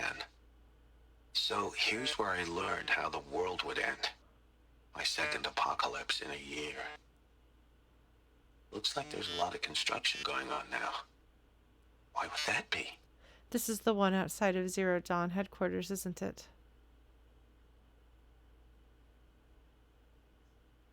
Or at least it's one of the ones that we found at the very end. Maybe it was outside of Gaia Prime headquarters. My second apocalypse in the year. Yeah, that is referring to his mother's death. No question. Hi, Phil. Sorry, we're going through all of these. We're almost done. We got the last one today. So, buckle up. I'm sorry, my friend. We've got 3 more to get through, but we just got through the one with his mother's death in it, so that's the hardest of them, I think. Hi, Ma. I was surprised when FAS sent me out here, and not just because the meeting was going to be held in real space. I was surprised to discover that anyone at FAS still knew I existed. When I returned to work after treatment, HR informed me I'd been reassigned to the Vantage project. It was exactly the professional death sentence I was expecting, the career equivalent of getting sent into a red zone without an environment suit. Everyone knew Vantage was one of those doomed projects FAS kept around solely for the purpose of assigning dead-enders to them, especially head cases like me, who couldn't be summarily fired for fear of parody litigation. Month by month, management would pile losers on a lost cause, then cancel the project and lay everyone off. A ship of fools sunk with a single torpedo. Ain't wrongful dismissal if it's downsizing. I had nothing better to do, so I spent my time studying the tech. Chip design wasn't my forte, but I knew enough to admire what the engineers had accomplished with the Eternity chip. Stored data was guaranteed to last 50,000 years or more without degradation. As for Vantage itself, the project was little more than a failed marketing plan. The idea was to promote the tech by burying unlocked Eternity chips at scenic locales around the world. Public domain time capsules where enthusiasts could cache date-locked data. The project got as far as developing the spikes, portable drill applicators, to sink the chips, then stalled when Grass Heckle encapsulates came on the market and stole Eternity's thunder. Anyway, I'd been at Vantage 3 weeks when FAS unexpectedly sent me out here for a real space meeting. Me, a dead-ender working a doomed project, dispatched to a high-security FAS R&D site inside Kings Peak. It didn't make sense. Security put me in a small conference room and told me to wait. It was downright claustrophobic. Dim lights, bad ventilation, more like an interrogation room from one of those 90s cop vids. But what really got my attention was the noises coming through the walls. The non-stop bang and clatter of construction bots building something deep in the mountain. Something big. The door opened and some doofs wearing FAS badges filed in. I recognized one of them, Brad Andak, a military division replications engineer I met when I first joined the company. But I don't think he recognized me. He stayed at the back of the room the whole time, looking distraught. I was about to ask what the hell was going on when a woman wearing a hijab walked in. She didn't introduce herself, but she didn't have to. It was Samina Ibaji, former lead archivist of the Odyssey, architect of the entire Homer project. Not a global celebrity by any means, but if you grew up following the Odyssey project like I did, you knew her on sight. Ibaji sat down and started asking extremely precise questions about the upper range tolerances of Eternity chips. Then she asked me to speculate about the feasibility of various upgrade paths. The interview lasted maybe 10 minutes, whereupon she thanked me for my time and left. Everyone else filed out after her. Security came for me a few minutes later and escorted me to my vert. The whole way back to FAS, I kept trying to figure out what had just happened. What was Samina Ibaji doing at a classified Pharaoh R&D site asking me questions about Eternity tech? It didn't add up. By the time I landed, I knew I wasn't going to give up until I'd puzzled it out. The worst that could happen was I'd get fired, and that was going to happen anyway. It took a couple days and some geo work, but I got a fix on Brad Andak soon enough. He was going to a different bar every night, drinking to the point of blacking out. I shadowed him until I managed to proxy his focus and dupe his net protocols. I didn't find anything strange in his financial records or media patterns. I was starting to think I'd wasted my time. Then I accessed his Dreambox account and found the journal he'd been keeping the past few weeks. It was all there, how the world would end. My first thought was, well, at least my ma didn't live to see this. My second thought was that nothing mattered anymore, which made it pretty obvious that I should kill myself. Viewing all of these, like reading all of these back to back and seeing his interest in Odyssey brings the Odyssey project to life. It gives you some idea of what it must have meant to the people who were growing up during that time, and then to see it fall apart. So for Samina Ibaji to spend her life's work trying to do the Odyssey project and Homer, and then be given an opportunity to do something like that, but with even more at stake. And then in her last moments to find out that it has all been destroyed. I mean, it's no wonder why her friends rushed to her side at the end.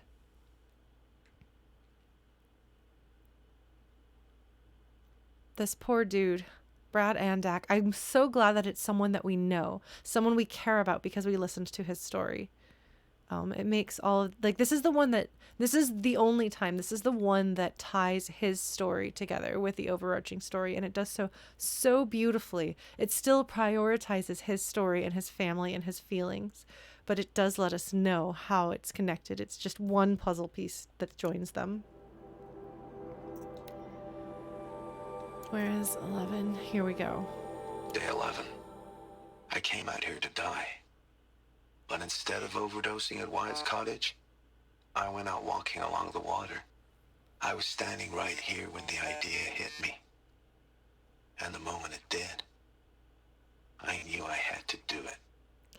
I think this one was one that I found earlier than it made sense, because I didn't know what all of this meant. Hi, Ma. I came here with a duffel full of drugs after I found out about the plague. I had a plan, a simple one. I figured I'd spend a few days getting high, then OD, overdose, on Overcast. I guess I was still furious at Wyatt for aiding and abetting your silence. If everything had gone according to plan, my corpse would have lay rotting in the cottage for who knows how long. He would have needed to lease catastrophic cleaning bots just to scrape me off the floor, a skeletal middle finger from beyond the grave. But things didn't go to plan. For some reason, I went out walking before I got high. I trudged along the shore, thinking of all the times we walked and talked here. How I'd changed over the years, how you'd stayed the same. Whether I was a high schooler jabbering about AP classes, or a university student gossiping about my professors, or a fast engineer pontificating about payload yields, you were always there, always listening, always interested, and always encouraging me, of course, spurring me on, onwards and upwards. But now here I was, an abject failure, standing alone on this beach, as all around me children chased playbots across the sand, sunbathers basked, families splashed in the water or zipped past on old-timey boats, utterly oblivious to the mechanical terrors that would soon consume them. Brief moments in the sun, doomed to end in horror and amount to nothing. All your love and devotion, all the sacrifices you made to support my success, what had that come to? Failure. And at such cost. We never even got a chance to say goodbye. But even if I hadn't failed, if I'd gone on succeeding, would that have been any better? The whole time I was clawing my way up the ladder at FAS, the company's military division was creating the tech that would end the world. I served the same master. Success was a ladder to nowhere. It just took falling off and landing on the Vantage project to see it. I don't know why, but the irony of that had never hit me until I was standing on this beach. That it was only because I'd failed and been assigned to Vantage, an abandoned time capsule project, that I'd found out the world was ending. Irony? More like a cosmic joke. Why then did the realization hit me like an inspiration? I had access to the tech. I knew I could do it. Sure, in the end, it would probably all just come to nothing, like everything else. But for 50,000 years or more, whatever data I left behind would still be there. It wouldn't be much, but it wouldn't be nothing either. I went back to the cottage, stashed the drugs, called a lift spin into town. If I was going to make an end-of-the-world tour, I figured I might as well do it in style, so I leased a Sabara and rode that to FAS. I let myself in the lab, signed out 12 Vantage spikes for testing, put them in the trunk of the Sabara, and the rest is history. It was less than 2 weeks ago. Feels like forever. When I started the tour, I figured I'd come back here and pick up where I left off. Get high, then dead. But the first thing I did when I got back was incinerate the drugs. All 2.5 months of salary worth. So that bridge to oblivion has literally been burned. I don't know how I'm going to die, but it can't be like that. I know how you felt about me and drugs. However it happens, I can at least promise you this. I will die clean. I still have one last spike to sink, one final stop on the Grand Mystery Tour. I'll see you there. All of human history has been lost, just about. This is all we have, but in a way, this is all we need. You know, this is the best and the worst of humanity. Here we go. Day 12. As we watched the booster arc up into the night sky, riding a pillar of flame, you took my hand, squeezed it, and said, "You have written the story of our family across the stars." Hi, Ma. Last stop. After this, I'll have said everything I need to. It was just a routine launch, but for us, it might as well have been Apollo 11. It was my first payload, a seeker extractor with an upgraded propulsion system I'd designed. The vehicle was destined for M89282, an asteroid rich in ruthenium and tungsten, a metallurgic claim as it happened. A family event, through and through. So there we stood in the open air as the night fell and the stars came up. And of course I was thinking of that night years before when we watched the Perseids together and talked and dreamed of this very moment. You were thinking of it too, because when the booster launched, as it rose into the sky on its jet of flame, you took my hand and said, "You have written the story of our family across the stars." Even then I knew it wasn't true. The vehicle was headed for a rock, not a star. It was a routine launch, not some voyage of discovery.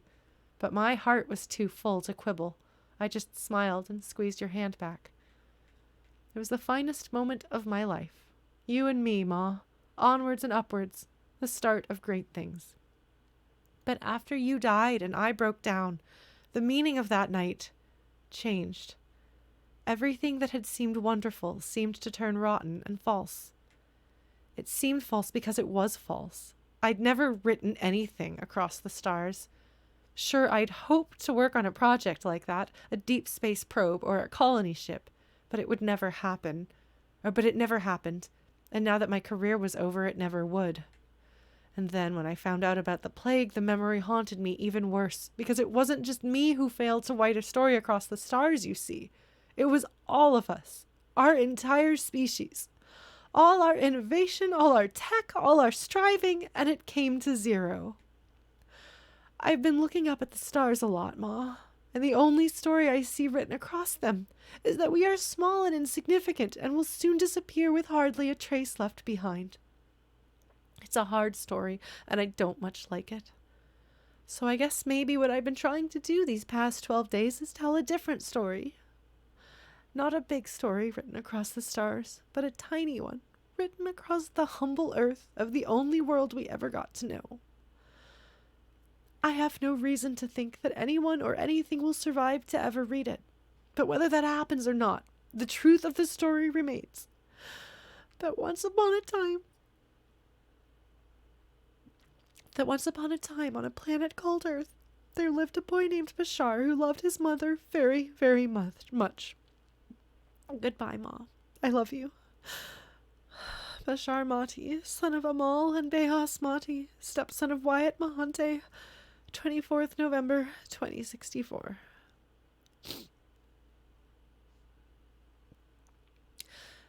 You don't always, in writing a story, have something that you can point to and say this is the purpose of it. In fact, usually when you set out to write a story, even if you have an idea of what you want to explore, unless you're Nathaniel Hawthorne, you don't have the moral of the story that you want to tell. But somewhere in there, as you tell a story that is important enough to you to sink this much time and energy into it, there's something very, very profoundly important to you that you wind up trying to say with the story. This right here encapsulates everything that this game story wants to do. Every point that it wants to make. This whole story, his story, Bashar's story, is that. It's everything. It's a microcosm. I'm pretty sure I said this when I read this one the first time, but it's a microcosm of everything. Yeah, same, Phil. This tiny, humble story is the only story that remains in its entirety from the past. I love that, even not knowing, because he doesn't know about Zero Dawn. He doesn't know that anyone will see this. I don't think. Yet he still has to tell the story of the people that he loved, even if it amounts to nothing. Even if there's no hope, he still has to put that down. Even if it doesn't mean anything, even if it's pointless. Even if it comes to zero, he still has to do it. I think that's very, very, very human. And that's what everyone in this story, in a way. His story, Aloy telling her story, finding out Rost's story, just everything like stories. That's, I don't know. That's part of why I like that you hear about Rost's story as a story that's told to you, because a lot of stories in this game are what's told to you, what you hear, and you kind of have to wonder how much of it is, it's all filtered through a human perspective, and you have to realize that you're not going to, if you experience it with Aloy, you are living through it and you have all of the details of it, and she'll tell you what she thinks, but ultimately you are able to take away from it your feelings, your experience, your understanding of the nuance of it. If someone is telling you the story, you don't get that. You lose, like, part of it is lost and something else is gained. Like, the reality and truth of it is lost, but it gains a richness from the perspective of who is doing the telling. I don't know. I really... Yeah, I just... That's beautiful. It's so beautiful. There are so many beautiful and wonderful things about this game and its writing. And at this point, I would happily consume any story. I would immerse myself in any story that they make. I have so much faith in them as storytellers. They have managed to do something really wonderful. You know? It's quite impressive. I hope you don't mind me completing that story, reading all of it, taking an hour basically to read it all, and then moving on with the game. But like, I feel like it says what it needs to say. And if anybody wants me to talk more about it, I can, but I've been talking about it as we go and thinking about it as we go. And I just wanted to experience it in its fullness. We don't know how they got it. Oh, jeez. Rasgrund concealed the parts on his person, no doubt. We searched him. How? You don't want to know how. Do I know the name Janeva? I'm not sure I do. You know, it's just an absolutely beautiful game. It's just absolutely beautiful. Well, thanks, Phil.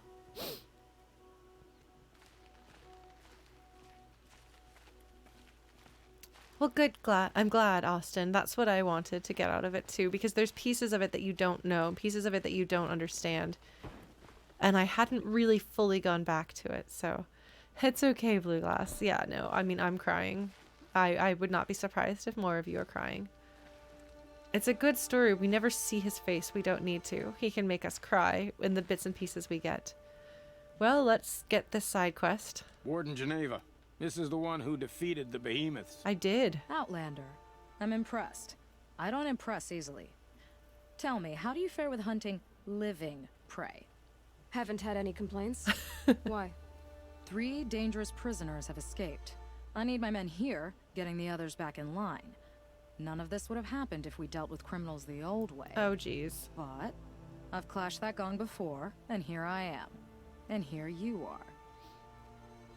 She's very interesting looking, and she's very interesting indeed, because at least I assume, I could be mistaken that she's a she.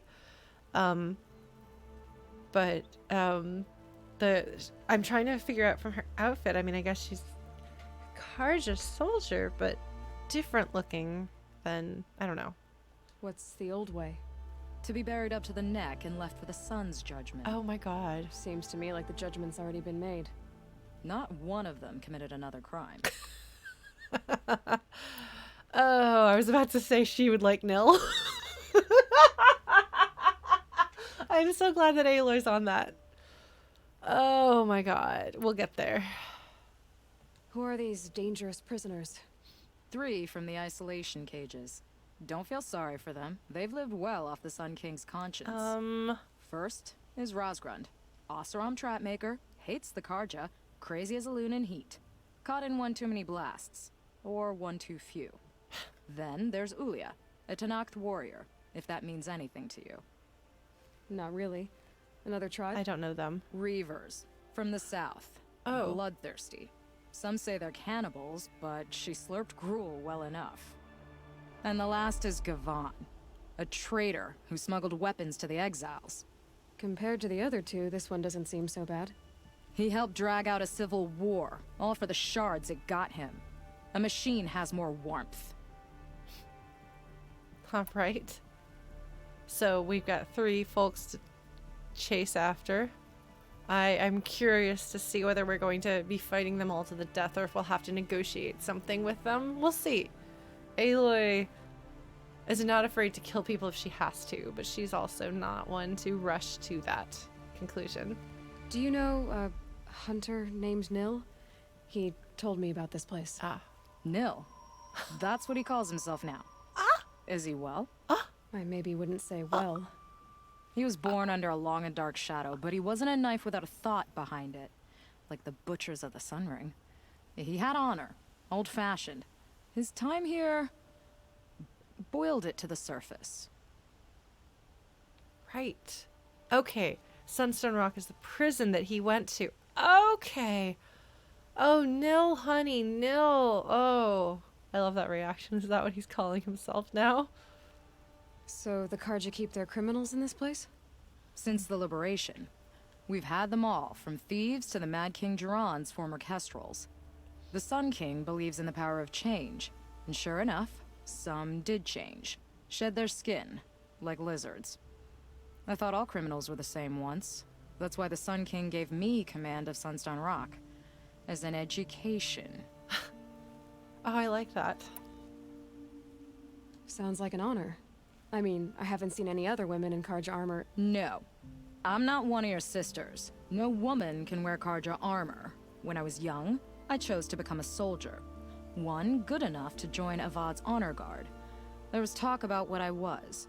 So I'd say, test me, and I'll break your arm.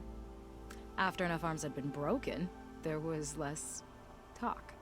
I'm curious, but I'd rather we didn't have to start fighting. Agreed. Okay.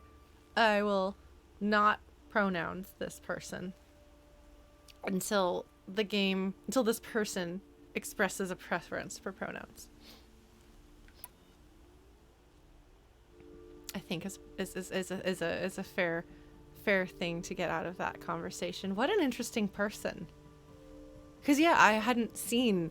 That's why I was really confused. I was like, wait.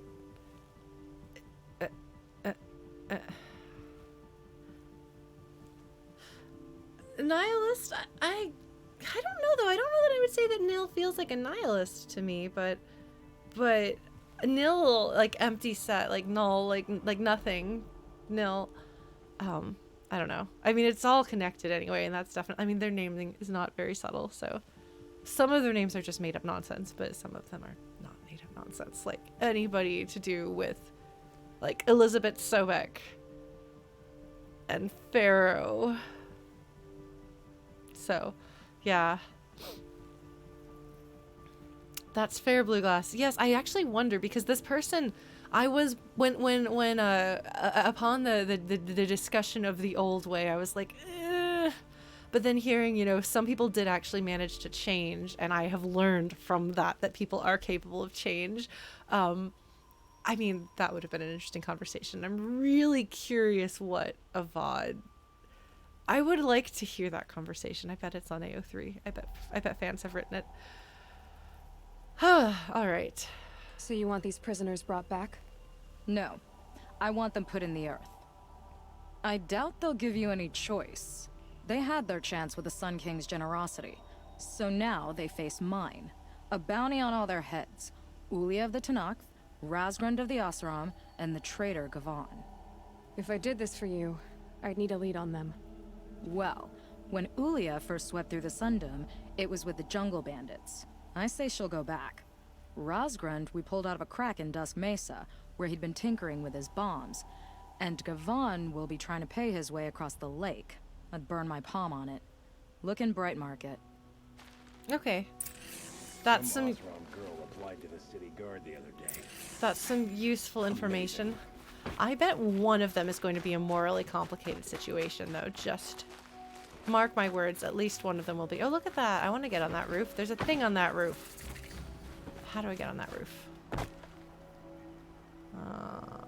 This is important stuff, folks. Oh, never mind. That's way easier than what I was anticipating I was going to have to do. How interesting. Why are they making me climb on this roof? I'm going to have to, like, sneak in here or something at some point. All right. Well, I guess we're doing this because I want to know this person's story. I'm very interested in this person.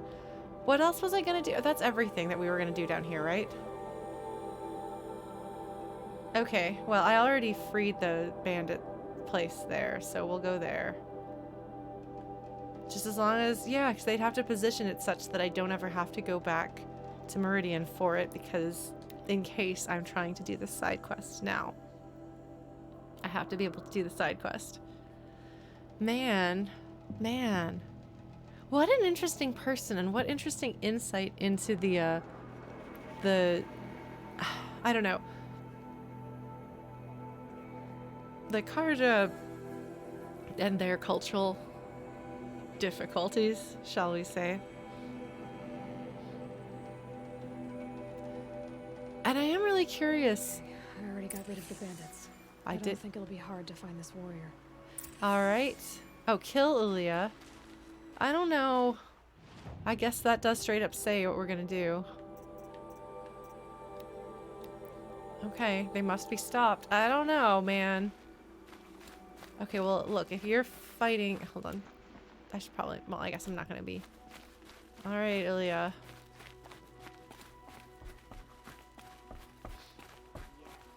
Perhaps they will send soldiers. What a youth to you yet. Oh. Do you fear my teeth? This one, I cut on the armor of a chieftain. Oh. On a great machine. I'm pretty sure. Which of you has a place in the stories of my skin? Who will fight? You could not defend your home against a single warrior? What should I make of that? I'm pretty sure that this person would have been with the bandits. Fight each other to determine the strongest. But since I defeated the bandits. I don't like the smell of you. You have weak blood. I'm gonna approach you. I could shoot you. Perhaps they will send soldiers. I could approach you from... I told you they would come! Drive her into the dirt!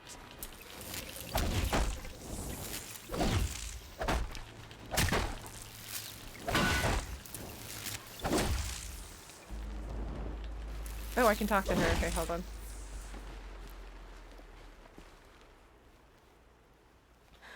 No way we could have talked about this, huh?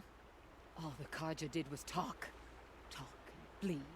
Talk and shackle me. But you fought like a Tanakh. I'd have taken you for my child. You can't just take a child. The strong take from the weak. And in the taking, I'm made stronger. These stories, pricked into my skin. Look. Children, riches, lives, and land. All of these have been mine. Drink of my blood, and they'll live on. No, Ullilia. I've got enough stories to carry. That's a really good line. That's a really, really, really, really, really good line. That is the perfect line. Also, who the heck are these people? I don't think I've encountered any of them. They're Reavers, they're Ravagers, they're, pretty scary. Okay, well, got too much already. She's pretty, that was really easy. Oh, all these traps that I can't use. Alright. Well, that was not morally complex.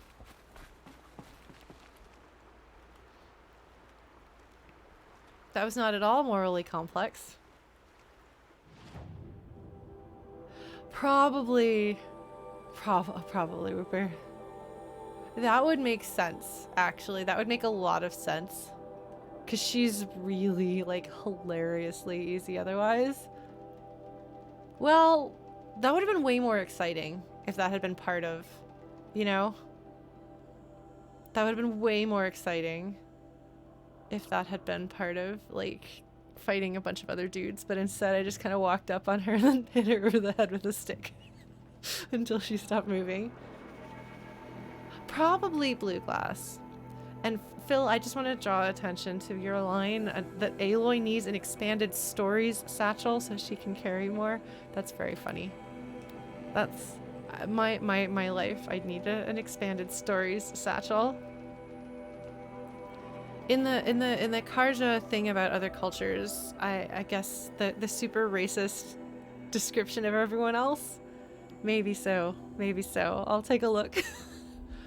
Oh man. Expand the lore bag. Found something on them in Shadow Karja territory. Yeah, let's take a look actually. We're gonna take a look. Collectibles data points. Okay.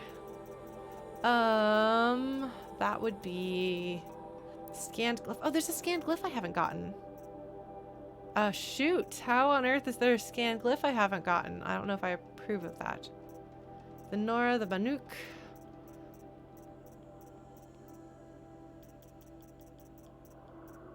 Bylaws of the Lodge, History Sunfall.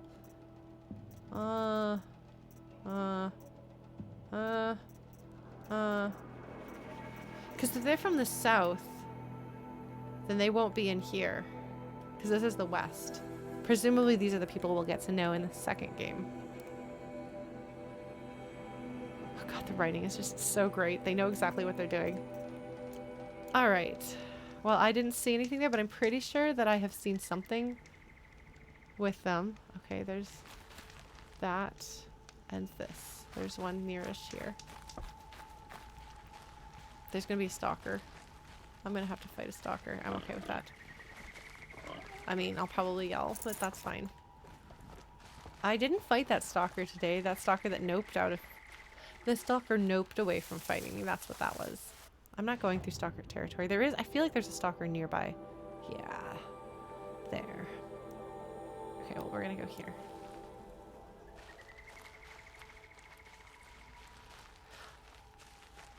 There was that one person who was mourning with beads.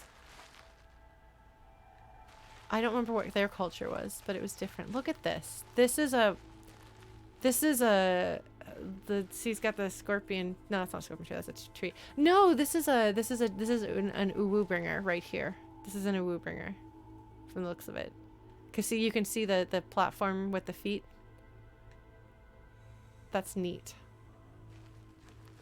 I do really like now, because I feel like early on I tried to, and there's a tank that was fighting it. Multiple tanks. Just like, you know, like there's like, there's the, oh, check it out. Check it out. Underneath, there is one of these. Hold on. Detour. It's Pizzaveet, an advertisement. Who's at the door? It's Pizzaveet. Greetings, valued Cheesy Heart customer. Cheesy Heart Pizza and Subs is proud to present Pizzaveet, our new and improved drone delivery system. Guaranteed no more street drops or roof pizzas. Guaranteed on-target, on-time surgical strike delivery. Pizza to your POS in 5 minutes or free. Melty hot or the price is not. Zip to cheesyheart.hollow and call in the Pizzaveet. Yeah, roof pizzas. That's pretty funny. However, now imagine this technology being used for killing people instead of delivering pizzas, and that makes it a lot less delightful. Vert and yeet. I don't know, yeah, because verts are what they call cars. Oops, wrong button. I still can't 100% buttons, even though I've almost beaten this game. But look, I'm not one who buttons very well. Oh, look at that. Oh, is that? It is. Sorry, friend. I know that we have to go fight you to the death or something like that in a potentially very anticlimactic duel, but.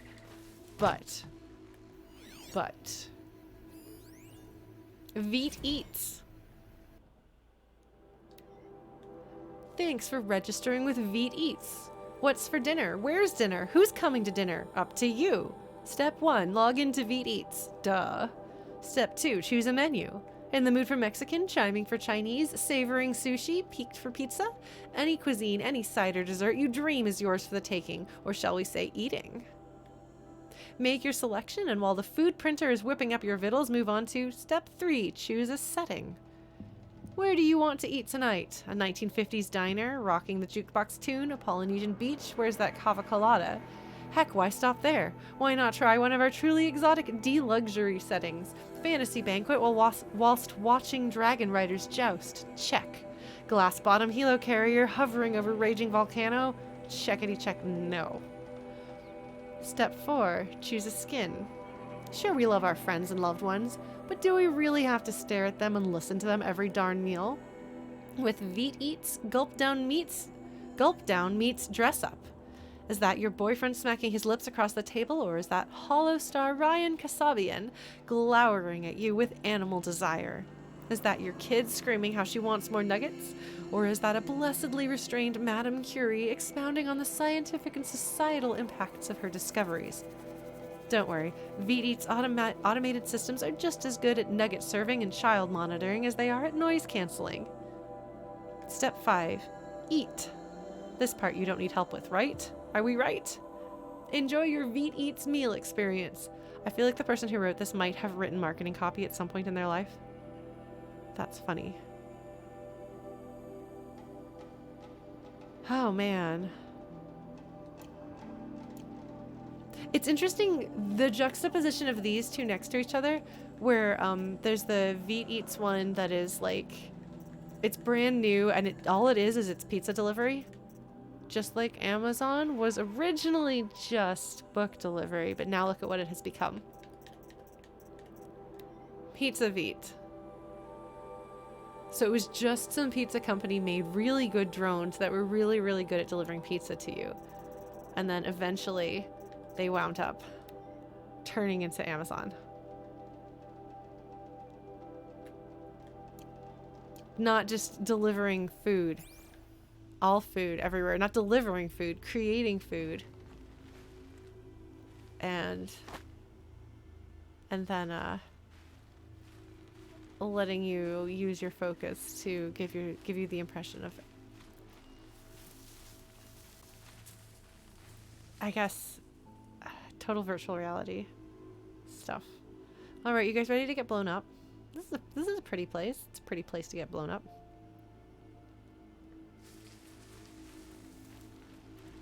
I'm pretty sure that those two together, you're supposed to find them together, presumably in that order, and it's supposed to make you think of, I'm gonna capture this guy instead of kill him. Cool. It's supposed to make you think of Amazon. Let's go get blown up. Yeah. Where is he? Proximity trap. Proximity trap. Chemical explosions. There he is. Alright, buddy. I'm gonna not get blown up. If I can help it. Oh, come on, Aloy. There's gotta be something you can jump on. Yeah, well, it's got kind of Grubhub, Uber Eats, like, kind of vibe, but it's... Get up there. If I get up there, then I don't get blown up.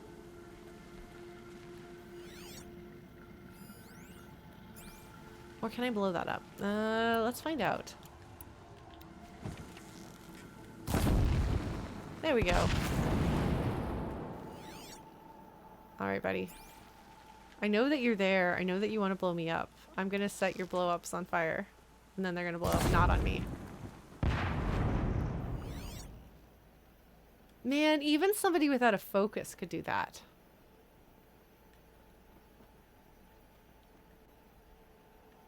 That's fair, Blue Glass.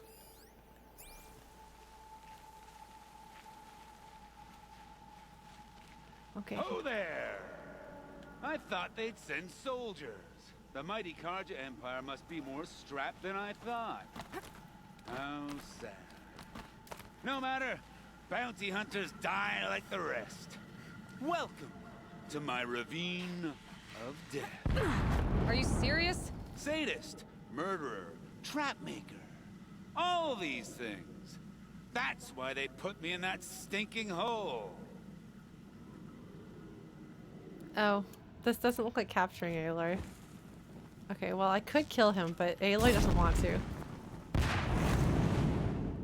Alright, where else are his bombs? He's got more. There's one right over there. Let's see if I can do that.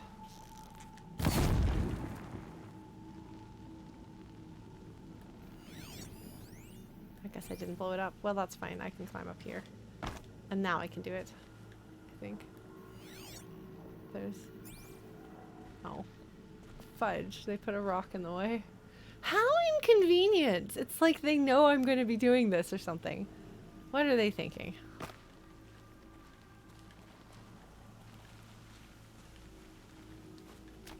Oh, okay. Alright, Aloy, we should probably look. So this guy's pretty much told me, he straight up told me he's evil.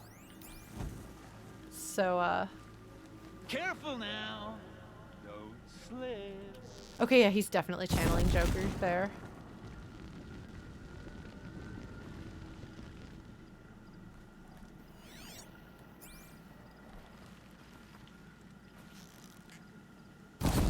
He's just like hanging out, letting me explode his explosions. Man! Just thing blow up already.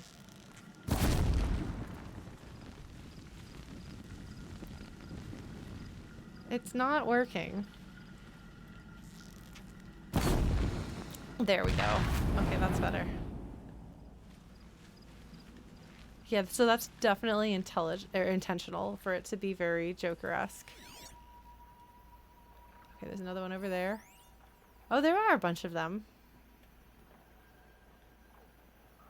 Hi. Oh, good. I hear Glenhawks.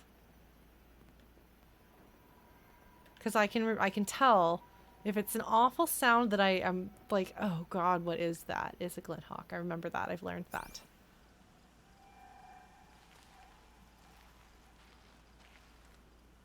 Yeah, Ghost Cassette, I think that's... I'm curious. I don't suppose those behemoths that called to the prison killed Janeva. You're gonna be disappointed. Yeah. That's why I have my toys. To distract me from the pain. This guy seems like he and Nil would be friends. Just like, not like necessarily in style, but it seems like they would be able to like talk to each other. Okay. Oh shoot. They really... It's not like it's hard to disarm them. But if you don't disarm them, I guess you'll be really sad. So we're just gonna set them on fire.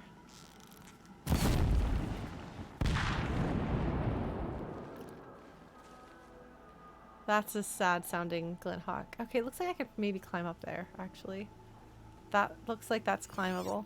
That ledge. Oh man.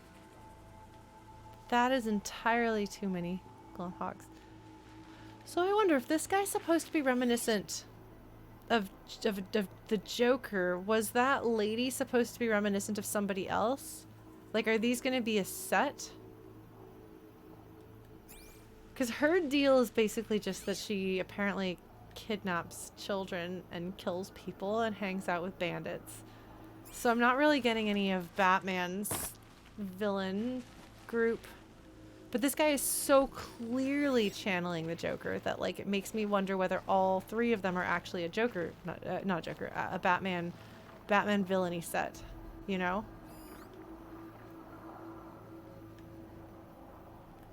Okay, we're gonna go in here. There is a way to climb. There's the way to climb. Okay.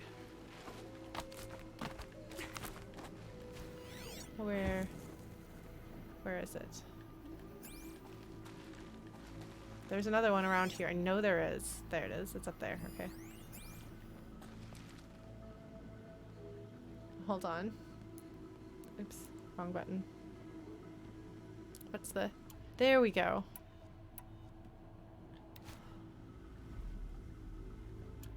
Wrong button.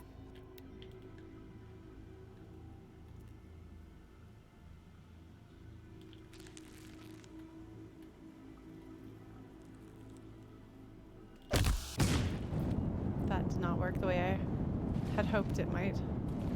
So we're gonna climb up here. Shoot. Okay, or we could just do this. This will work too. No, it's true that it's easier to coincidentally create him, but like, it's just... I don't even know Mark Hamill's Joker as well as... Not yet, little acrobat. Oh man. I do like, his voice is really good. What you doing? What you doing, buddy? What you doing, buddy? Where are you? He's gonna summon something for me because he referenced that he was the one who summoned the behemoth. So we're gonna have to fight something nasty up there. Yeah, like I feel like I don't remember, I don't remember Catwoman's story all that well. I think I can make that jump. Is there anything that's gonna blow me up around here? No, so we're gonna go out there. We're gonna fight something. Okay, that worked. Oh, is there another way up? Oh no, that's where the dude is. Okay, well. What is this way? Is there something this way? Or is this gonna be our way out? No, it's the other way. Into the ravine. Okay, Aloy's gonna yell at me for going the wrong way. Thanks, Aloy. I'm glad to know that you are on it, friend. Aloy is like, no, Lauren, you have been randomly going in randomly places for this entire game. I will not allow it. It would be like him to... Oh, was that a fire that I could actually save at? Oh, here we go. Well...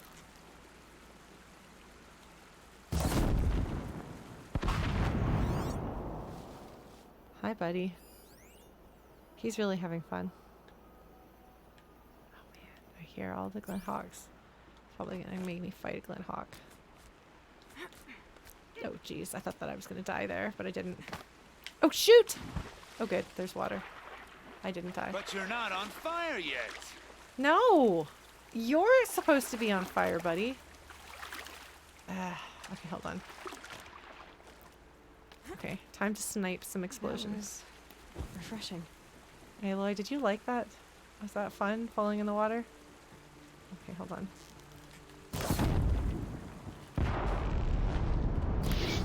This one might blow them both up. No, it didn't. Shoot. Did that in the wrong order. Oh, shoot. You meanies! Okay, that did work. Okay. Hi, buddy. I wonder what happens if you just shoot him. But I'm not going to, because Aloy said capture.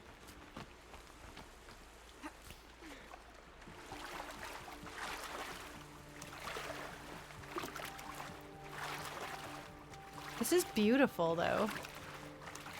You gotta give it that. Like, he's picked a really lovely place to turn into his explosion party land. Oh, there's another one. Shoot. Okay, hold on. That's not very nice of them. Yeah. Okay. Oh, there's more. There's gotta be a way out. Persistent, aren't you? Yep. That's what I do. I am a persistent Aloy. I mean, there's other things I do too. There's another one. There was another one, right? Where is it? Where is it? Oh, it might help if I turned on my actual thing. Okay. I thought there were two. I thought I sensed another one. Corrupted Glenhawk. Okay, that guy's probably not gonna come just chill. He might though. Hi, buddy. He's blue though, you'll notice. He's not like gonna murder you colored. I thought there was another one. What did I do wrong? Where's the other explosive thingy? Right? Wasn't there another one? Aw, we blew up a fish by accident. Maybe I blew up two of them. Salsa barrel hawk. Okay, that works. I'll go with that, blue glass. Alright, I guess I have to climb somehow. Aloy, I'm not sure how we're gonna climb, but we're gonna get this. Let me get this fishy. Then we're gonna go back. Okay. Oh, that wasn't even a fishy meat. I am a skilled fisher person, okay? Look. Aloy is good at oh, there we go. There we go. Okay. Kaboom! Sorry, this guy is just the sort of person that you really should say kaboom about his stuff, you know? Like, that's the word. Don't you agree? He's really kind of kaboomy. There's another one over there, isn't there? Yeah. How am I gonna get there? Well, that's fine. We're gonna go here. Okay, so this is definitely, you go a little bit at a time. You shoot the next one. You go a little bit at a time. You shoot the next one. It does kind of feel like Metal Gear Solid in that regard. Oh wait, is there a thing I could actually climb up there? I might actually have been able to climb up. I don't think I could actually. I think that this is just so that you can shoot that one. Boomy kaboomy. Oops, that's not what I meant to do. I was very frustrated at the dude named Boomy in Avatar: The Last Airbender until I learned that his name is not actually spelled B-O-O-M-Y. It was in fact, I think, B-U-M-I. I disliked his name that less than. I did like him. Oh, there's another one of these here. Oh, can I go up there?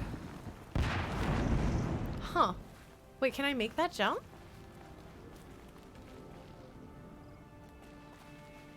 Because that's a ledge thingy. Like, they think I'm going to be there. I don't know. Well, whatever.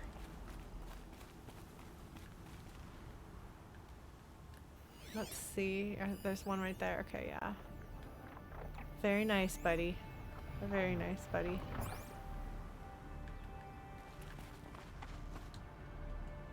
That is not what I meant to do. Took a little teensy bit of damage. Not ideal. Hopefully not gonna get blown up here. We might get blown up. Gonna try not to get blown up here. Did not get blown up. Sweet. There's another thing to blow me up over there, though.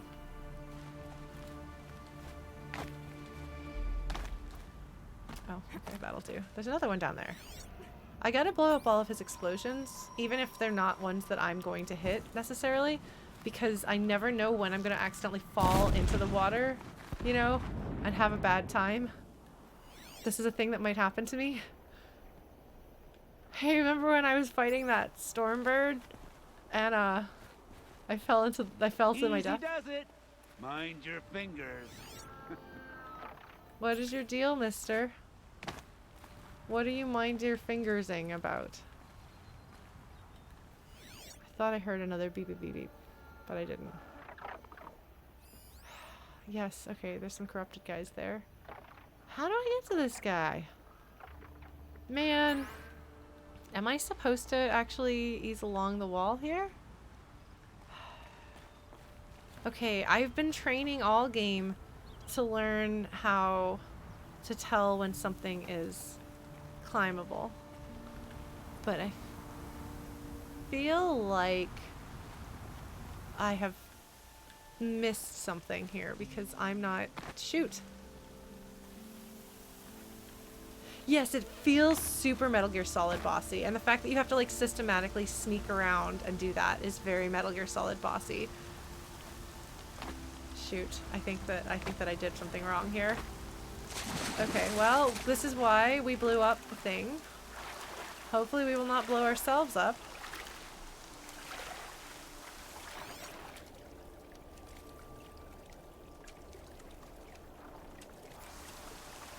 Or is Aloy gonna yell at me and be like, no, Lauren, it's back in there. You did it wrong. And I'm gonna be like, Aloy, shh, it's fine.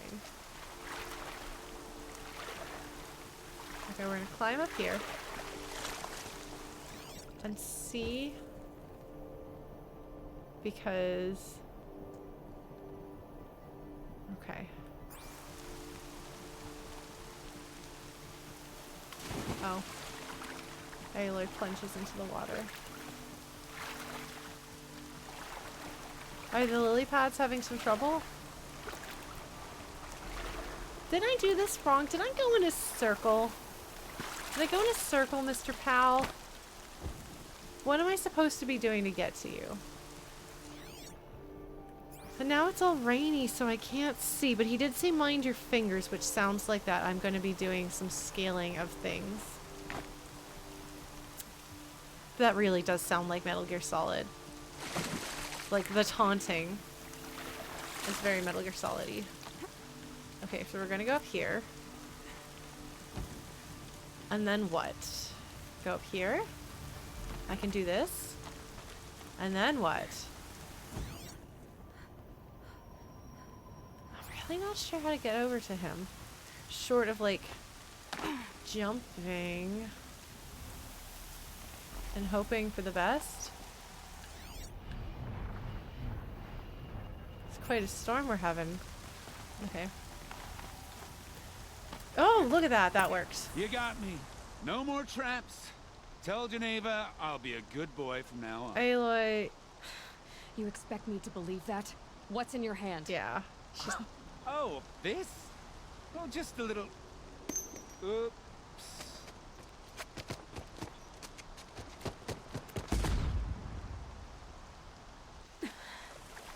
I guess he died doing what he loved. Did he actually die there?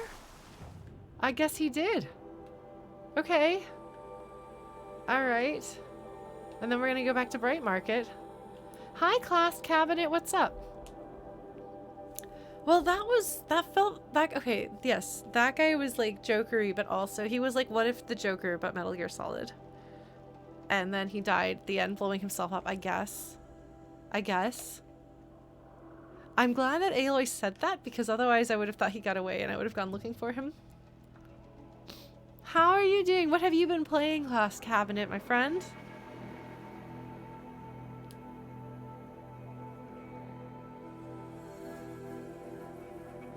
I did clear the water boom barrels, that's true. So Aloy didn't go boom. Whew, man. Okay, well we're gonna keep going a little bit because I'm gonna try to knock out Proteus. Gavan came through here. The inn seems like a good place to start asking. I don't know if I've heard of that. Is that a scary game? I know you play scary games sometimes. I do not. Oh, I don't get to save? No save? Okay, well, I guess no save. Alright, folks, you ready to do some good old detectiving? Apparently Aloy has decided that we are detectiving. One of these days, I'm going to take a holiday. Just don't know where. What? Sorry, my thing picked up on something. What did my thing pick up on? Oh, was it a book? Rest my feet for a minute. Oh, okay. Well, we're gonna go talk. Hello, friend. Hello, innkeeper. As the sun is my witness, never had a Nora in my house. This guy seems What friendly. about a man named Gavan? No. Can't say I've heard that name. But we're a trading town. Get a lot of people through. All kinds, I'm sure. Like ones who don't want to be followed. I never heard of your Gavan.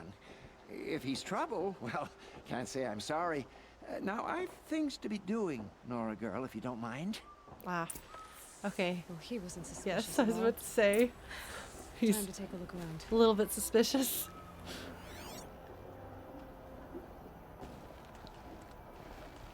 I'm glad that Aloy and I are on the same page here. What are we gonna look around?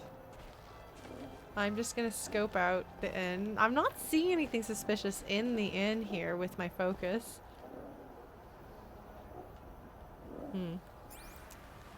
Okay. Search the inn. Hello. One of these days, I'm going to take a holiday. Okay. Just don't know where. Oh, thank you for subscribing, class cabinet friends. Thank you so much. Now, your deal is that you like to dig into and talk about the games that you're playing in detail too. You want to tell us a little bit about that? While I try to figure out what I'm doing. Oh, look, there's an upstairs. Let's go to the upstairs. That sounds like a good place to snoop around the inn, doesn't it? If I were hiding in an inn, I might hide upstairs in the inn. Let's see.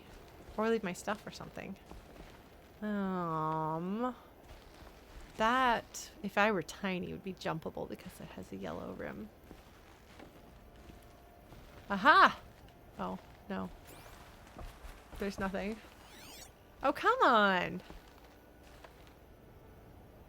Aloy, I'm sorry, I'm letting you down. I'm not finding anything here. I just see a lot of piggies outside. I don't see anything.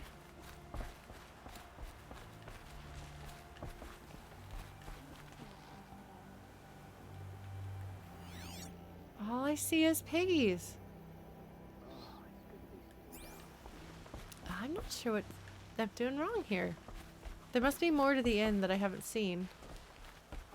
I do like the funny little Karja beds. It's nice to run around inside a Karja's space because you spend so long not being able to go indoors. It's like, do the Karja not have indoors? And they do. It's just off limits to Nora girls. I'm gonna talk to the innkeeper again. Girl, I told you, Bright Market has its shadows, but I run a clean establishment. Okay, is that a hint? Okay, sir, I'm going to jump on top of everything if you don't spill. Spill or it'll be spilled.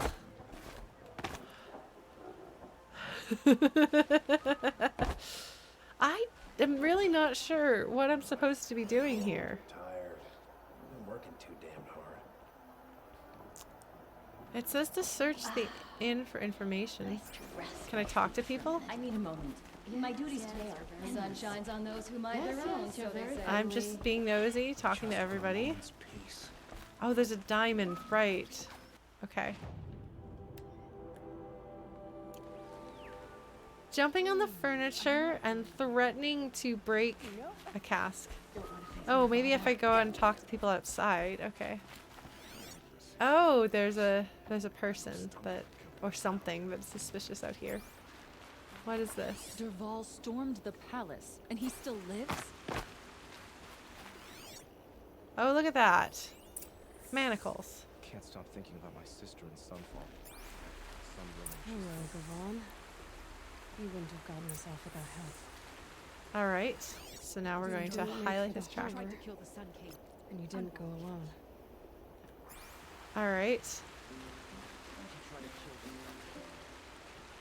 I wonder if he's trying to... Oh yeah, so he was... So his whole thing was that he smuggled stuff, and she's like, he's a profiteer, he's a war profiteer. I wonder if it turns out he's not actually a war profiteer and he was actually trying to help people for some more sympathetic way. Because Time for Bombs and evil pushover bandit lady did not have any room for emotional, like an emotional storytelling. There wasn't really any complexity to them, and this game is usually a bit more complex than that. So I don't remember what the name of the actual Time for Bombs is, but Time for Bombs is a character from one of the Metal Gear Solid games. So if any of you know Metal Gear Solid, you can tell me who Time for Bombs is, because I don't remember. We're gonna not make those guys mad.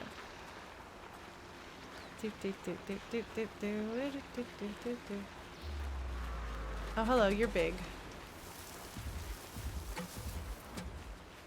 Oh, shoot. I don't want to deal with you. Please do not go this way. I mean, I guess I'll fight you if I have to. Oh, good, I don't have to. Sweet. Alright, we're just gonna go up this way. No, Time for Bombs is an actual character in Metal Gear Solid who says "Time for bombs" and then he throws bombs. I don't remember what his deal is. He was in one of the Metal Gear Solid games that I didn't play, but other people I knew played. I'm pretty sure that I came here and it was... Oh, that's it. Okay, thank you, Blues. I knew somebody would know who I was talking about. That is, in fact, who it is. He is named for a very famous bomb.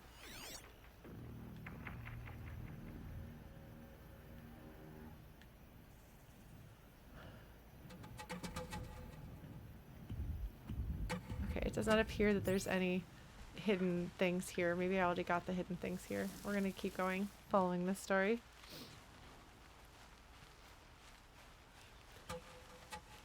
Oh, meaning that the point of this is going to be that there's not complexity with these characters in a game that has had complexity with other characters? So did Gavan find his friends or his enemies? Suppose they're all the same to me. We don't know. We don't know. I do think the First Lady's probably supposed to be much harder than just waltz on in and shoot her in the back of the head or hit her with a stick.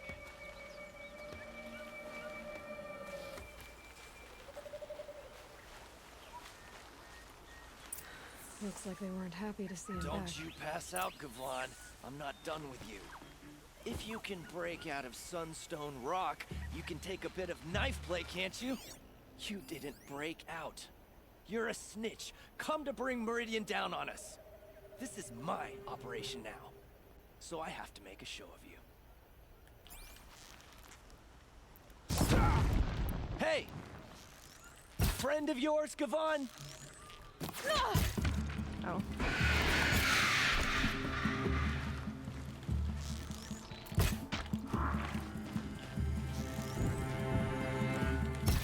Take them, miserable chumps!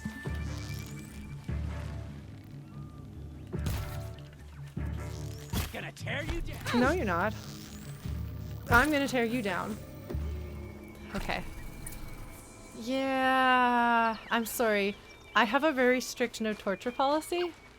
So if I think that they're gonna torture or kill the guy, I'm not gonna allow it.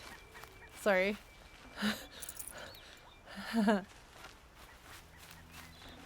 I'm curious what his story is. If he's just gonna be some petty war profiteer whose dudes turned their backs on him. Hashiv had a name. Got all fancy. Hello, buddy. Tell me what your story is, and please have something more to you than just I'm a bad dude. I'm kind of crazy. I like to kill people because I'm evil. You can do better than that, Horizon Zero Dawn. Aloy's not impressed. They sent you to take me back to Sunstone? Not to take you back. Huh. Well, Hashiv's done your job for you. Janeva said you were a smuggler, only for the shards. Is that true? I could tell you anything.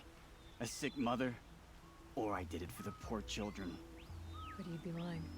In the year I spent in the cage, all I regretted was killing that guard, because it got me caught. You can take that back to Sunstone Rock.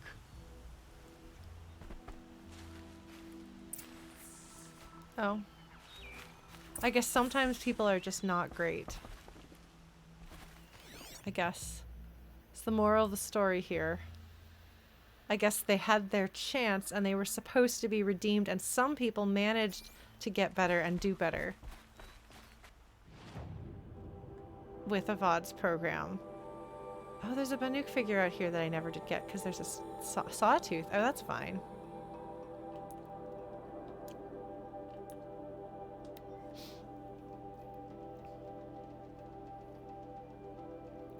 Yeah, no, and that can happen. And in a story where a lot of people have complexity, it does actually mean something, as opposed to just a game in which everybody's just randomly a sociopath. So running into one more sociopath doesn't mean anything. Alright. So I'm going to try to get this guy right here.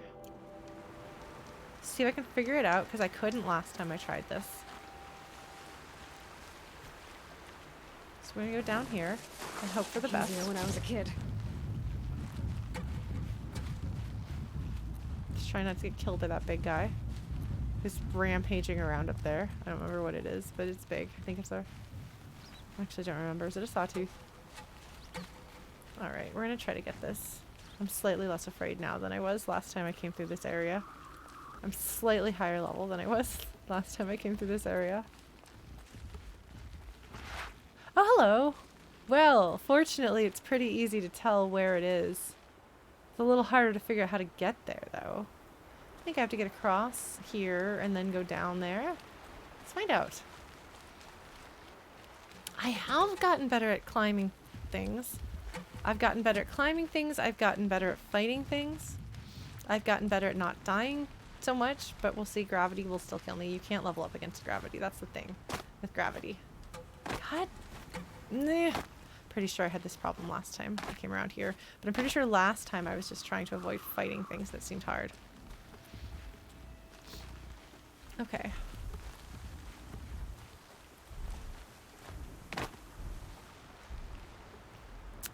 I'm gonna have to shoot you guys, aren't I? 'Cause I don't know that there's a better way to get... Because we won't go super late tonight, but I am gonna try to... I'm pretty sure that I actually have to go down from down there, which would actually have me going through a stalker site. Oh, that would suck. I don't want that. But I think that's what we might have to do. Oh, shoot. I don't like that. Oh, we still have Nil's story, too.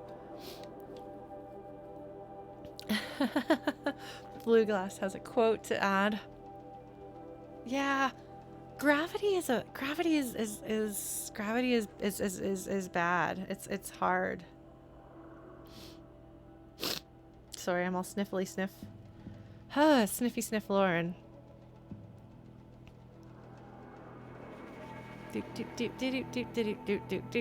So how are we doing? How are folks?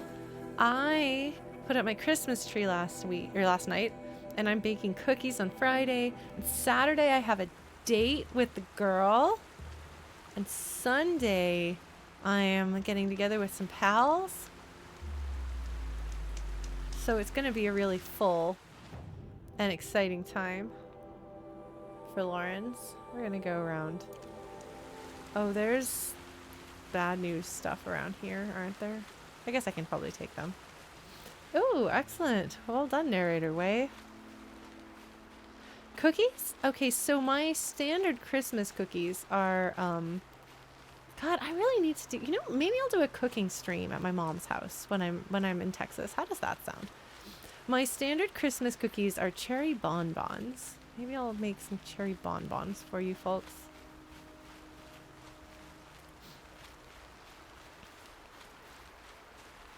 I'd have to see how my family feels about that, but my sister is gonna be at her house. My stepdad's pretty chill, and my mom might be chill about it. So yeah, we haven't done a cooking stream in years. I've been wanting to do one here, but I haven't done it because I keep forgetting that cooking streams exist. So perhaps remind me that cooking streams exist. Oh, those are the stalkers. Okay. Yeah, we're gonna go around this way. We're gonna go do some chocobo stuff. I think I'll take the chocobos over stalkers. I think that's a bit more chill. We'll see what happens. There might be snap moths. That's fine. I can fight them. I'll just put on my Mewtwo armor that I conveniently have and be fine.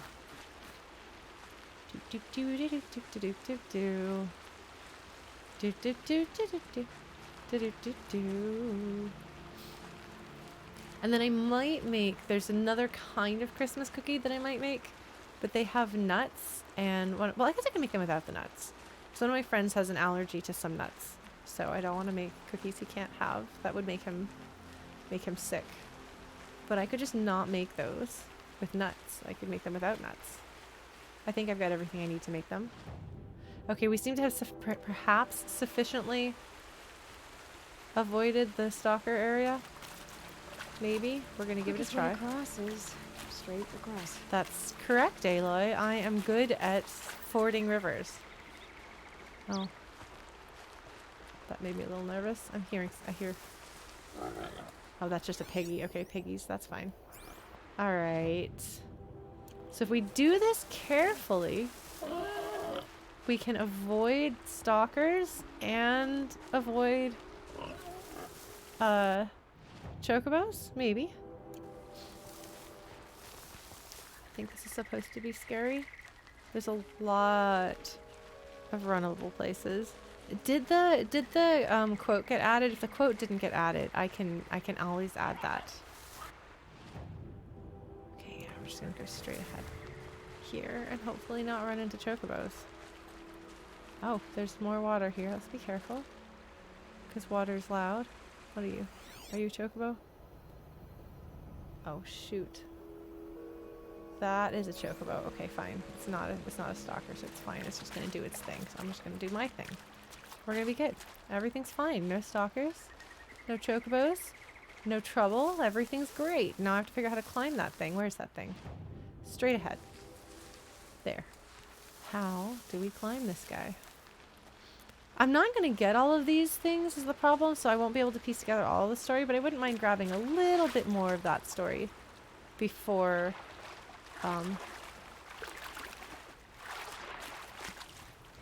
shoot. Sawtooths. Yeah, that's fine. That's fine. I'm not so worried about them. I can take them. I just don't want to if I don't have to, but I might have to. I just said there's stalkers nearby too. And that's what I'm more concerned about, is accidentally drawing their attention. Alright, let's see. What do we do here? That looks like a thing that we might climb. Maybe. Hi, Griffin Blade. Right now... right now... Oh, hello. Oh, there's a destroyed behemoth. It's a big fella. Right now I'm trying to get the BANUK thing. I'm also gonna go finish up Nil's storyline, which I'm kind of dreading, not gonna lie, because I'm pretty sure that Nil wants to do a battle to the death. And I'm not a huge fan of the thought of Nil's battle to the death, even if Nil thinks that it's a great idea. And I don't think Aloy would be down with that. We also have to go turn in a quest. Basically, I'm right before the end of the game, but I'm going to be going out of town for December, so I'm not bringing my PS4 with me. So I'm choosing to stream. I'm trying to finish this game before I go, and then we'll do little things.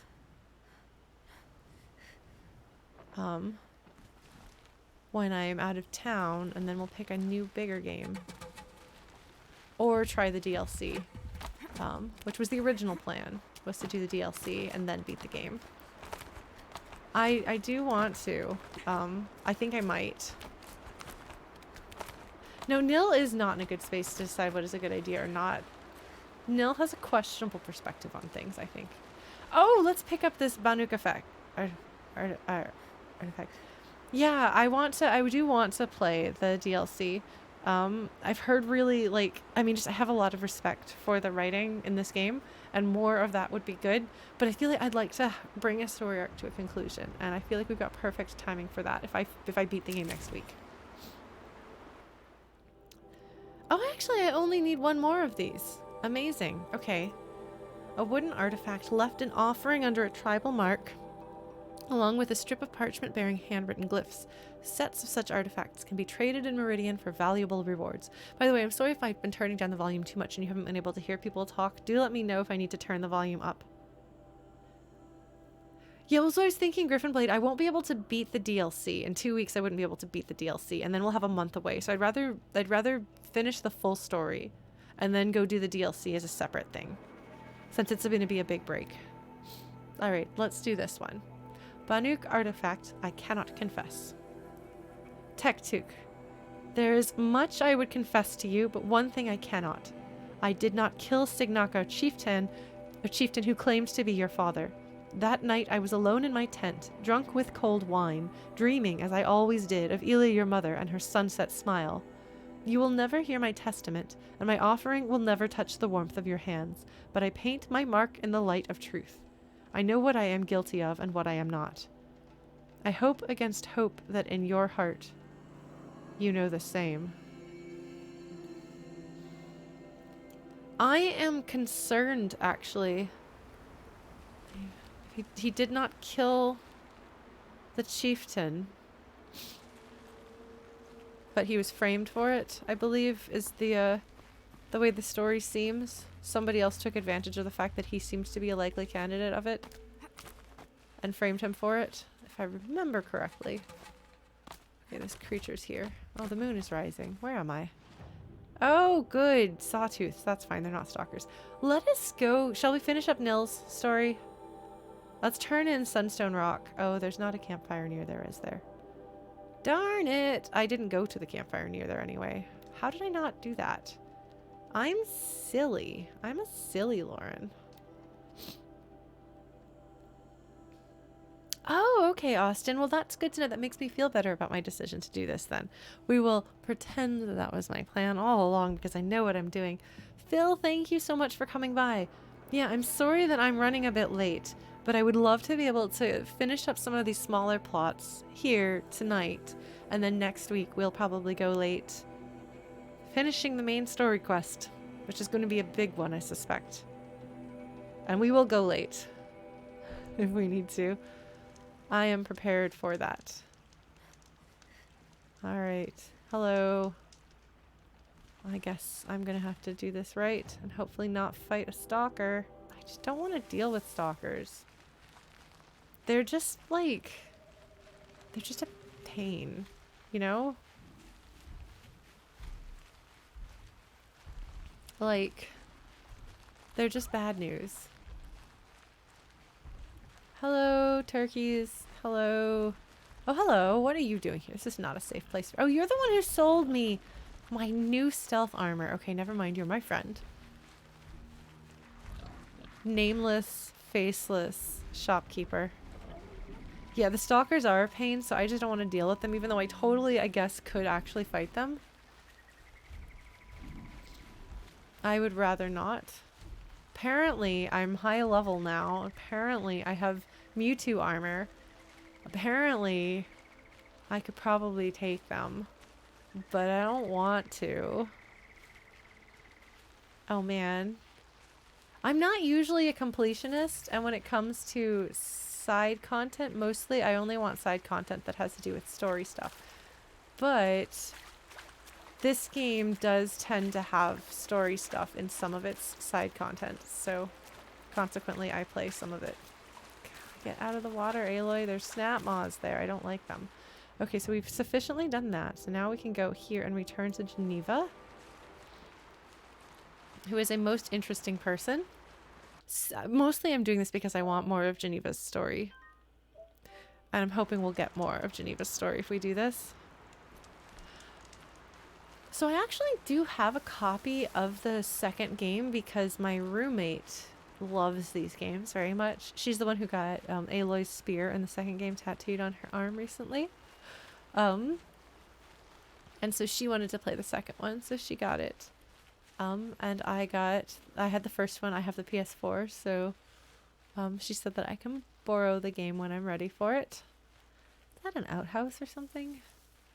Guardhouse? I don't know. But here we go. I'm just gonna take off running. If it gets a bad guy mad, then I guess the poor goons here will have to deal with it. Yeah, her tattoos are cool. She's got Pokemon and a dinosaur on one arm. And she's got Aloy's spear on the other. It's very cool. I thought about tattoos periodically, but then I don't really have a high pain tolerance. So I'm not sure I want to do it. So I haven't. Oh. Okay. I'll wager Errand is behind Derval's extradition. Oh. Oseram stick together after all. Oh no, don't be racist. Please don't be racist. That's not going to improve anything here. If you don't have something for me, be on your way. Tomorrow, they said. It's been hundreds of tomorrows, and we're no closer to Meridian. I used to daydream about being a noble. Now, I mostly fantasize about clean, dry clothes. Lucky that the Nora was there to protect the Sun King. What do you want? What on earth were the Vanguard doing? Are you a child? You're awfully young looking. Alright, well let's turn this into Janeva. Your aid to the Karja Sundom in these times of strife is appreciated. That's the official response. I'd say I can tell you've done the work by the look on your face. 2 of them got themselves killed. The other, welcome to fight to the end. They would have found death with or without you, taken others with them. That's what I told myself. Smart girl. Doubt we'll meet again, so go in light. That's it. We have no need to loiter Justice is a here. heavy sword. You've got a strong arm. Okay, well, I guess there wasn't actually character stuff happening there. I was hoping there would be. Well, shall we, where is cause for concern atop the mesa south of Meridian? Where is that? There's the mesa south of Meridian. Ah, yes, here's Spearshaft. Tallneck Spearshafts. We'll go here. Maybe pick up another poem while we're at it. Are there any other overarching story parts that I really want to see? What have I forgotten about? Oh, also, Jenny, sorry, I just realized why you commented on forearm tattoos being very cool. Yes, you have a cool forearm tattoo. See, the fun part is that Jenny commissioned me to design a tattoo for her. So that's what she's referencing there. Yes, this is definitely very south of Meridian, but it is technically still south of Meridian, so. Oh man, I was hoping we would get more of that character, but I guess we won't. Unless Nil has something to say. Alright, Nil, my friend. You are at a campfire that I have not been to because I got scared of this part of the world and did not explore it. At least I'm not worried about the thump, thump, thump that I can very distantly hear, because I know that the thump, thump, thump that I can very distantly hear is one tall neck. So the reason why Silence knows about all that is because he set that stuff up with, I'm sure, Hades' help, but still. Man, Silence, has anyone ever told you before that you are a butt? Because you really are, Silence. Okay, hold on. Who's that? Oh. It's just a bunch of little guys. Whatever, they're fine. I don't see a thing that I can jump to here. And I hear birds, but I don't see a thing that I can jump, cling. Because this one had the you can jump to it rock thing on it. Oh, is that a thing that I can jump to? Yes, there is a thing I can jump to. Okay. Aloy, can you not make that jump? Okay, you can. Okay. Good. I did not see that, but Aloy did. Fortunately, she is better at this than I am. I am, as has been discussed before, not the most... Oh! This is an interesting place that Nil has chosen for his final battleground. What? It's beautiful with the moon rising. God, just everything in this game is gorgeous. Ancient debris. I'm looking to see if there's going to be any data points here. Not that I'm desperately looking for data points the way I was earlier. There's just a bunch of stuff. Is this your home? No? Hold on, we gotta go raid the ancient debris. You know how it is. Sometimes you gotta search the ancient debris. I don't know if I would vacation here just because I don't think I can climb very well. So I would have a hard time. Let's scope out the landscape. I really don't want to have to fight him. I will be most displeased if I have to fight this fella. What an interesting place, though, if you look at it. Like, it does really have something. It's very interesting. Okay. Search corpse? Nil,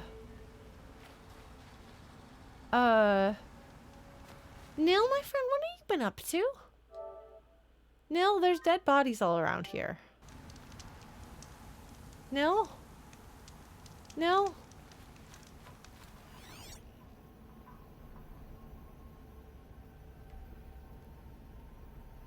This one's not a dead body. Nil, who have you killed? What have you done? Are you trying to provoke Aloy into killing you?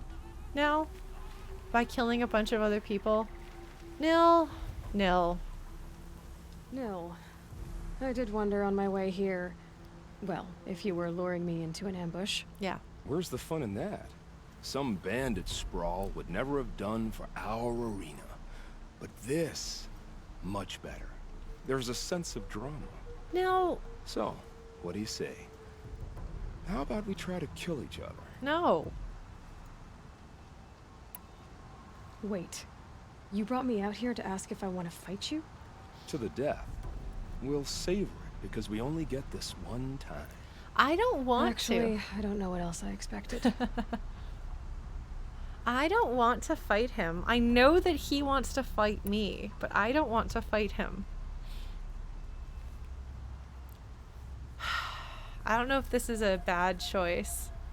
And I can't put on my chat hat to question that because Sophie is laying down.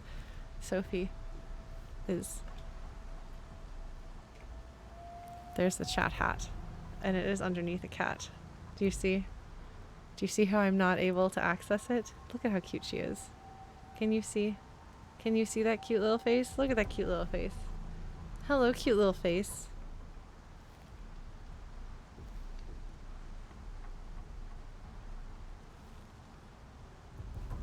She's so cute. She would be really sad if I tried to wear her. I think she's cold. I think I need to turn the heater on soon. But I will do that once I finished with this. I feel like I mean, honestly, both accept duel and decline duel have the end of quest marker, which means that either way, like, it's an option. It's not going to be a but thou must. I mean, maybe that I decline the duel and he's like, well, too bad, I'm going to fight you anyway. But that doesn't feel very nil of him. Okay.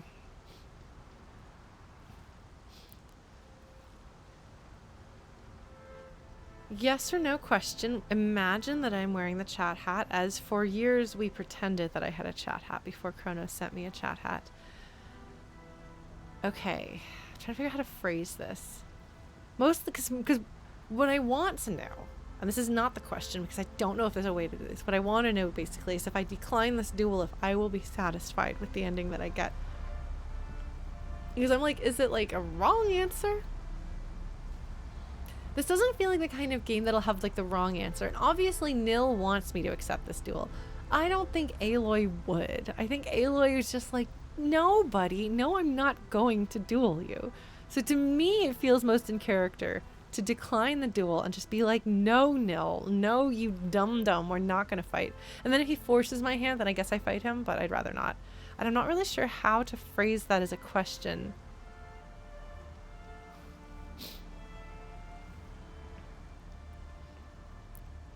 Yeah, I guess I'll say, like, is a piece of info about this conversation.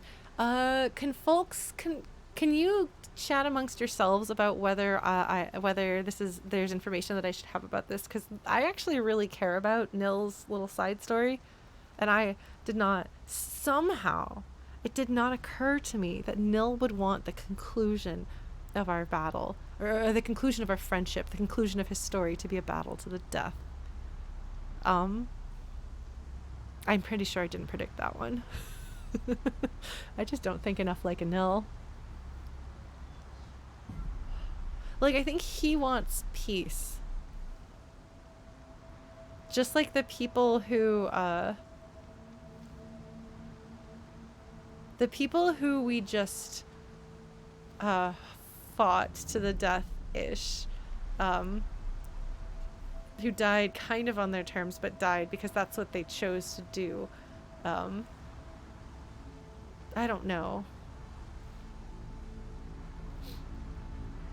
I do not want to accept this duel. I want to decline this duel. So I suppose I should decline this duel and accept the consequences of my choice. I'm gonna do that. That's what I'm going to do. I cannot see Aloy agreeing to this. She's just like, what is wrong with you, man? I'm flattered that you think of me this way, but I don't want to kill you. That's a Don't very... be hasty. When it's life against death, hunter against hunter, I know it'll come to you. Is that really what you want, Nil? You know, I don't think you have a death wish. What you have might be worse, but I see there might be a need for you in this world. I don't understand. I won't fight you. That's my decision. You can respect it, or try to shoot me in the back as I go. I love Then it's Aloy. over. Your last arrow is the cruelest. I love Aloy so much as a character. Oh my god, I love Aloy so much as a character. Like, she's like, I'm not gonna do this. When she says, like, the line that most makes this is when she says, I'm flattered you think of me this way. Because she recognizes that this is a really big deal for Nil to ask her to do this. This is really important. He is complimenting her and expressing respect and friendship in the way that he knows how. And it's so good. Because she's really good at this. She's able to figure out what he's doing and why and what he's saying in it. But also, she is expressing her own boundaries. She's like, I get it. I get that you have a thing going on here. You're not trying to suicide by me. You're trying you're really excited about our friendship, and this is what that means for you. So I get that. Okay, but I'm not doing this. And she's also like, I don't want to kill you because you do seem to be doing a net good to the world. So I don't want you to be dead. Because if she says, I don't want to kill you because we're friends, that's not quite right. Because they're not quite friends. But Aloy doesn't kill people that she doesn't want to kill people. She doesn't kill people that she doesn't have to. And she also knows that Nil is not going to shoot her in the back because he is too honorable for that. Like, I was like, I don't think he's going to force her hand. If he had a death wish, he would. If he was trying to suicide by Aloy, that's what he would do. But that is not what is driving him. That is not his motivation. So his goal here is not to end up dead. So he's not motivated enough to break his honor for that, because it's because of his honor that he wants to do this in the first place. So that was very satisfying. That was a very good Aloy moment, you know, like it was very her. She handled it very respectfully to him for like who and what he is. She spoke his language, but also she never stooped to become or do anything that she was not comfortable with. Who did you murder? This looks like a Karja noble of some sort. Nil, what have you been doing here? Why did you do it? Well, I mean, probably the people up here were up to no good. He did pick a very dramatic place.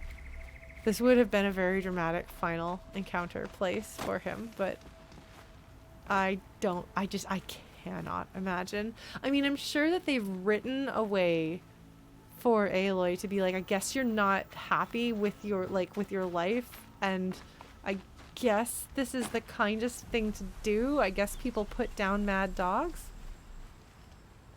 Look, Whooper, if you're going to be friends with Nil, these are questions you're going to have to ask. Who did you murder today, Nil? Oh, just a bunch of bandits, nothing bad. Oh. So you could have come up here before and gotten this, presumably, but there would have been dudes you might have had to fight. You're a question waiting for an answer. Another poem. Mark 3F. Flow, softly flow by lawn and lea, a rivulet than a river. Nowhere by thee my steps shall be, forever and forever. But here will sigh thine alder tree, and here thine aspen shiver. And here by thee will hum the bee forever and forever. 1,000 suns will stream on thee, 1,000 moons will quiver, but not by thee my steps shall be, forever and forever. Huh. I'm not quite sure I understand. I'm not the best at understanding poetry. In fact, that was a weakness of mine in high school. I was the star English student of my high school graduating year, but poetry was my weakness. I am that kind of a nerd. Gold star, statewide UIL literary criticism, second place individual, first place team. I am a nerd. Never doubt that. But again, poetry, not my strength. But this here seems to be talking, I get the feeling that it's talking about a grave. That says, I will never walk by your grave, but nature will go on. I will not be there.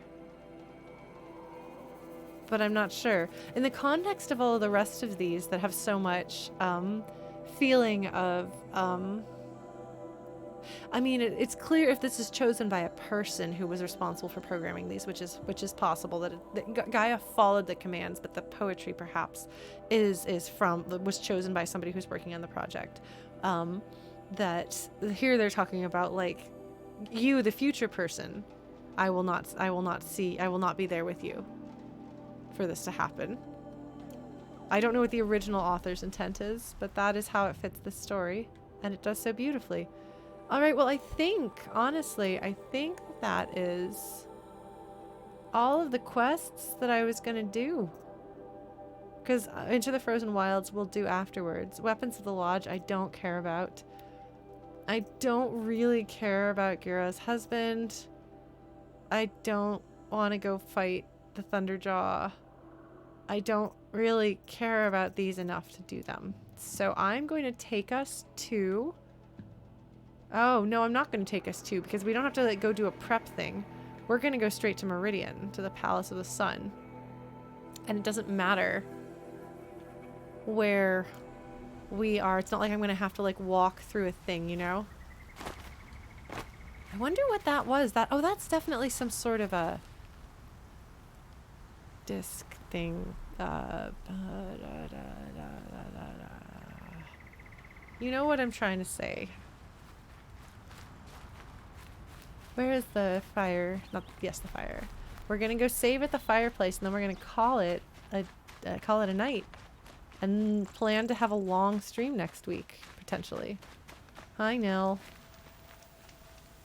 It's true, I offered you the choice, but my heart is broken. He's so weird. He's so weird, but I'm satisfied with that. Tennyson. Radar dish. Thank you. Yes, that's correct. Neil is so weird. He's so weird. But okay, so we have now completed the Vantage story. We have completed Nil's story. We have gotten almost all of the BANUK figures. There's only one left, but we can get that next when we do the DLC stuff. Yeah, the way he says it is very much like, you broke my heart. He's kind of joking, but he's kind of not. But also he asks her to kill him. It's very weird. He's a weird fellow, that Nil guy. All right. So next week we will go to Meridian and presumably have a very long stream with a lot of things happening in it. But I think I've tied up all the loose ends I want to tie up. Aloy made a point of letting me know that there's no more talking to do to Rost's grave. And I'm short of like going and visiting friends, which that doesn't usually update the dialogue all that much. I think we're pretty much done. So we'll beat the game next week. And then I'll fly to Texas and maybe we'll do cooking streams and have fun things like that.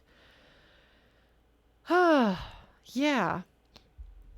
So we're going to play more Stray, and I'm sorry I still need to put up like 3 weeks worth of Stray streams, but I'm still finishing up last week's this stream up on YouTube because it went wrong and I had to patch it together. But I will try to get things caught up.